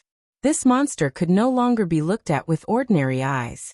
To think that a dignified county king like him would make such a low-level mistake. Smart for a lifetime, but stupid for a moment. Qin Feiyang shook his head and said calmly, "All right, I'm a magnanimous person. I won't argue with you. Quickly fulfill your promise. Give me the martial technique and herbs, and I'll let bygones be bygones." Jiang Jingyi rolled his eyes. A brat dared to say that he was a magnanimous person in front of a county king? Was he going to turn the world upside down? There was no suspense.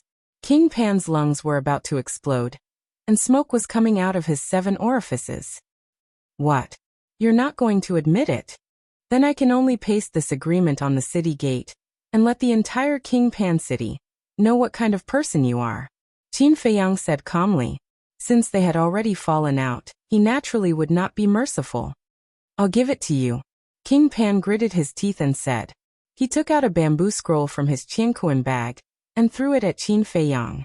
That bamboo scroll was originally very ordinary. However, at this moment, it was like a sharp arrow. If Qin Feiyang were to catch it, he would probably be killed on the spot by the bamboo scroll. Jiang Jingyi took a step in front of Qin Feiyang and stretched out his hand, easily grabbing the bamboo scroll in his hand. He looked at the bamboo scroll with surprise in his eyes. He raised his head and looked at King Pan with a cold light in his eyes. "Aren't you a little too much? If you really want to fight, I'll accompany you to the end." After saying that, a shocking battle intent rose from Jiang Jingyi's body. "Jiang Jingyi, this is an important place in the palace. It's not a place where you can behave atrociously."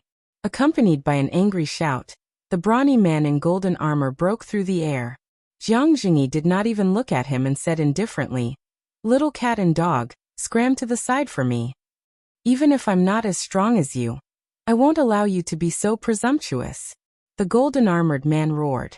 His chi soared to the 9 heavens. His battle chi surged toward Jiang Jingyi like a tidal wave. However,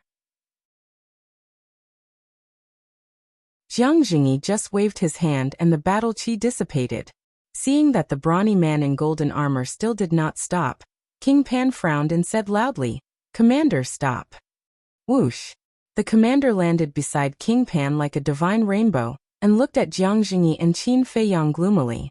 Qin Feiyang directly ignored him and looked at King Pan. "Where are the medicinal herbs?" King Pan said. "Tomorrow morning, I will send someone to deliver them to you." Qin Feiyang suddenly said.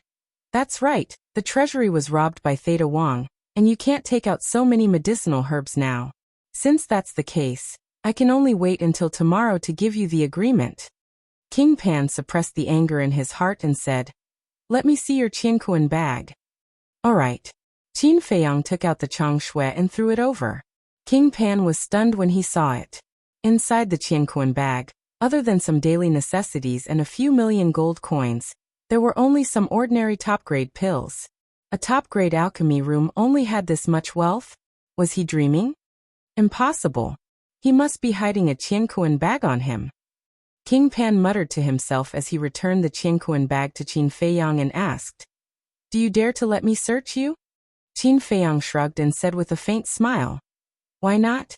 But this time, I need 20 sets of medicinal herbs for the red fire-colored glass pill. Why don't you rob me? King Pan was furious. This little bastard was simply a bandit. Then do you want to search me or not? Qin Feiyang looked at him provocatively. King Pan looked up and down at Qin Feiyang hesitating. Now he had completely lost his judgment and didn't know what to do. If you search me, maybe you can find something? Qin Feiyang said with a smile. Search? Or not? Was he faking it or not? King Pan's mind was in a mess. Like a headless fly, he was at a loss. If you don't search me, I'm leaving. Qin Feiyang said again, pushing King Pan into the abyss of confusion step by step. Search. Pan Wang suddenly roared and shouted. Chief Commander, go and check if he has any other Qiankuan bags. Qin Feiyang raised his arms high. Seeing this, King Pan knew that he had lost the bet again. He was tricked by this little bastard. The commander searched Qin Feiyang's body and turned to shake his head at King Pan. Haha. Qin Feiyang laughed loudly and said, there are 30 sets of medicinal herbs for the red fire-colored glass pill. Senior King Pan, remember to send someone to deliver them tomorrow morning. King Pan roared in exasperation. Get out of the palace immediately and don't let me see you again. Qin Feiyang pursed his lips and smiled, nodding at Jiang Jingyi. Jiang Jingyi waved his hand and took Qin Feiyang to the sky. Killing intent flashed in the eyes of the brawny man in golden armor. He withdrew his gaze and looked at King Yan. Your Majesty, what is going on? I'm too stupid and fell into his trap. Immediately pass down the order to monitor him day and night. If there are any abnormalities, immediately report to me. King Pan clenched his hands, his eyes cold. Yes. The brawny man nodded. King Pan asked, have you found Theta Wang? The brawny man said, no, I have searched the entire palace and found no trace of him. However, I have ordered people to search the city and also ordered the city gates to be sealed. As long as he is still in King Pan City, he can't run away. Be quick. King Pan urged. Understood. Nodding, the brawny man turned and quickly left. Qin Feiyang. I'll let you be arrogant for a while, but when the competition starts, I will make sure you die without a whole corpse. King Pan raised his head and looked at the direction Qin Feiyang disappeared, his eyes emitting a shocking cold light. Back to the flower brothel. Sitting in the tea room, Jiang Jingyi looked at the smiling Qin Feiyang and frowned. You just said that the royal family's treasury was robbed. What happened? When Lu Hong and Fatso heard this, their eyes flashed. Qin Feiyang shook his head. I don't know the details, but I heard from King Pan that it was a guard called Theta Wang who robbed it. A guard dared to rob the treasury. Are you joking? Jiang Jingyi looked at Qin Feiyang with a strange expression. Qin Feiyang smiled. It can only mean that this Theta Wang is a very smart person. Even I have to admit defeat. Jiang Jingyi looked at him deeply. He also couldn't see through Qin Feiyang. Too calm. Too calm. This kind of mentality shouldn't appear in a 16-year-old boy. He even couldn't help but wonder if this boy in front of him was an old antique who had lived for hundreds of years and disguised himself. You're on your own. After saying these words meaningfully, Jiang Jingyi got up and left the room. Qin Feiyang gave Fatso a look. Fatso understood and immediately went to close the door. Lu Hong asked, Did you do it? Qin Feiyang didn't answer and took the two directly to the castle. Fatso said excitedly, Boss Brother Wolf, tell me, how did you do it? Qin Feiyang gave a detailed account of the situation when they arrived. Fatty and Lu Hong shuddered with fear when they heard this.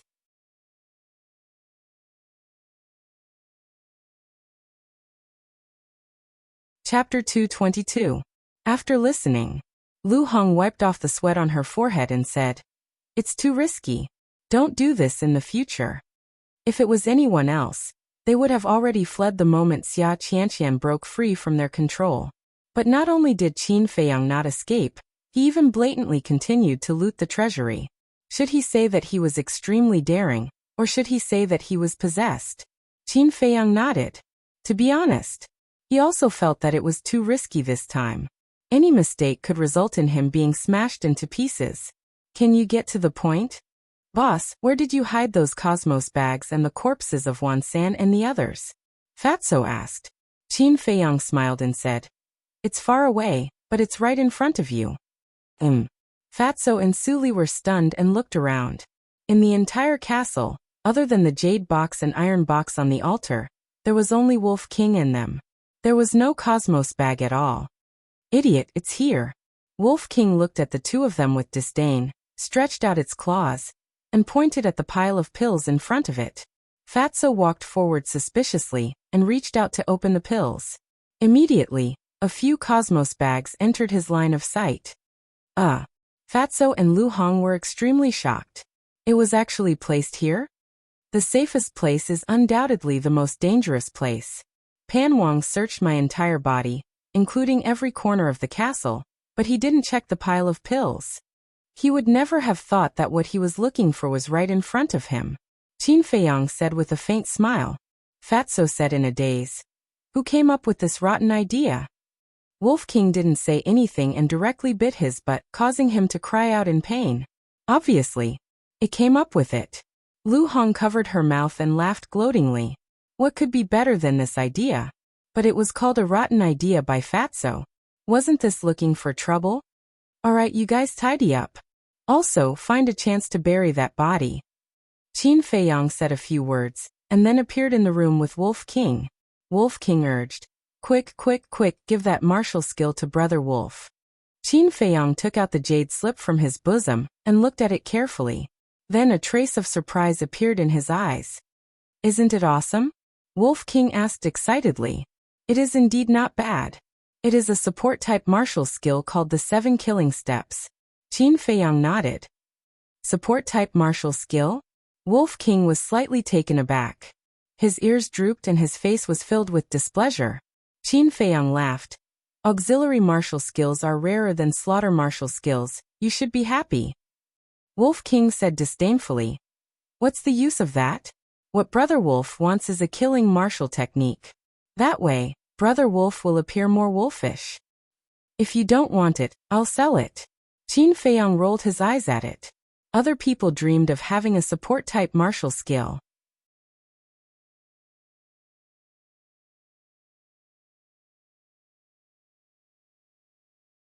Qin Feiyang could refine supreme-grade elixirs. These ordinary elixirs were naturally nothing to them.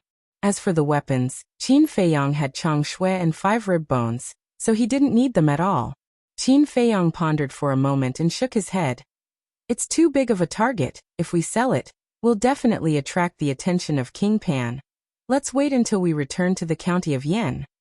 Fatso and Lu Hong nodded. It made sense.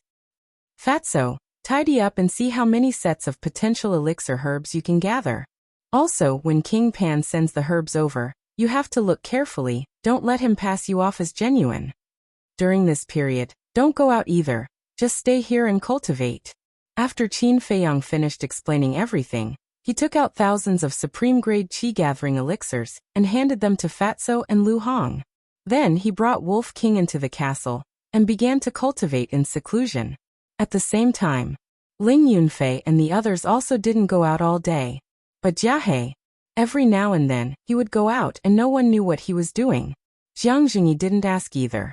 The news of the royal palace's treasury being looted spread like wildfire throughout the royal Pan city. The commander of the royal family led a group of palace guards and searched for Theta Wang day and night, almost going door to door. And every guard had a heaven's eye stone on them. Logically speaking, in the face of such a comprehensive search, Theta Wang should have been caught long ago. But since the day of the incident, Theta Wang seemed to have disappeared from the face of the earth. And there was no trace of him at all. Time flew by. The night before the friendly competition. Late at night. King Pan's bedroom. Still haven't found him? King Pan sat on the golden throne, looking down at the brawny man in golden armor, and asked gloomily. Your subordinate is incompetent.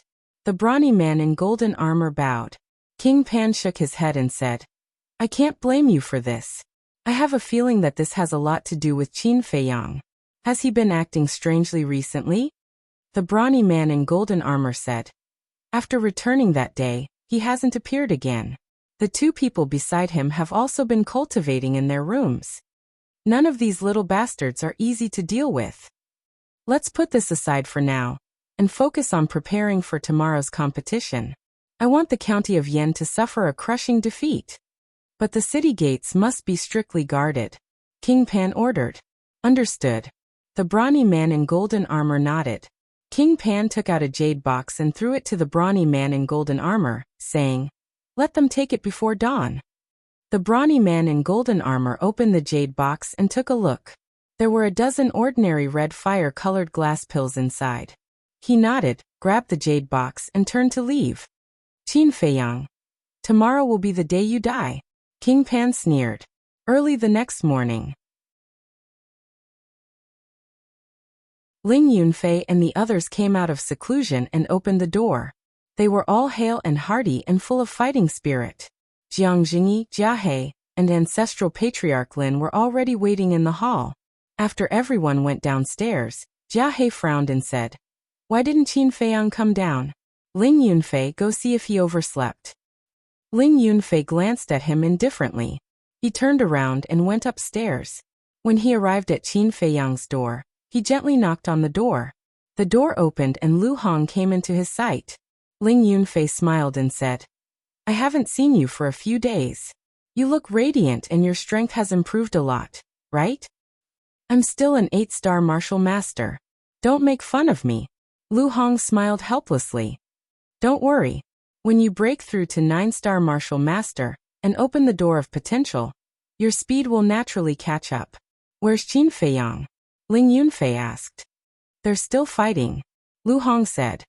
What are they fighting for? Ling Yunfei walked into the room, feeling confused. Then he shouted into the void. That old fogey Jia He is urging you. Quickly come out. After a while, Qin Feiyang and Wolf King finally appeared. However, when they saw their appearance, Ling Yunfei, Lu Hong, and Fatso were all stunned. Qin Feiyang's nose was bruised and his eyes were swollen. Not only were his clothes torn, but there were also many scratches on his skin. He was dripping with blood and looked very miserable. Wolf King was not much better. Ling Yunfei asked in astonishment. What's going on? It's all because of this bastard. Qin Feiyang glared at Wolf King. On the same day, after they entered the castle, they started fighting. They didn't hold back. They were even playing with their lives. In the beginning, Qin Feiyang completely suppressed Wolf King with the help of the perfect martial skill. Wolf King suffered a lot. But not long ago, the Wolf King had finally practiced the 7 kill steps to the point of perfection, and his strength had increased by several times. Qin Feiyang wanted to say that his goal had been achieved, and there was no need to continue fighting. But how could Wolf King, who had suffered a lot, be willing to do so? If he didn't get back his face, how could he survive in the future? Thus, without any explanation, he started fighting with Qin Feiyang again. Wolf King's strength was equivalent to a 3-star martial grandmaster. After more than 10 days of fierce fighting and refining qi gathering pills when he had time, Qin Feiyang also broke through to 3-star martial grandmaster yesterday. They both had perfect martial skills, and their strength was about the same. However, Qin Feiyang had mastered hundreds of perfect martial skills, and it was actually very easy for him to win against Wolf King. But the key was that Wolf King was too despicable and used all kinds of dirty tricks. Although Qin Feiyang was very angry, he couldn't really kill him, right?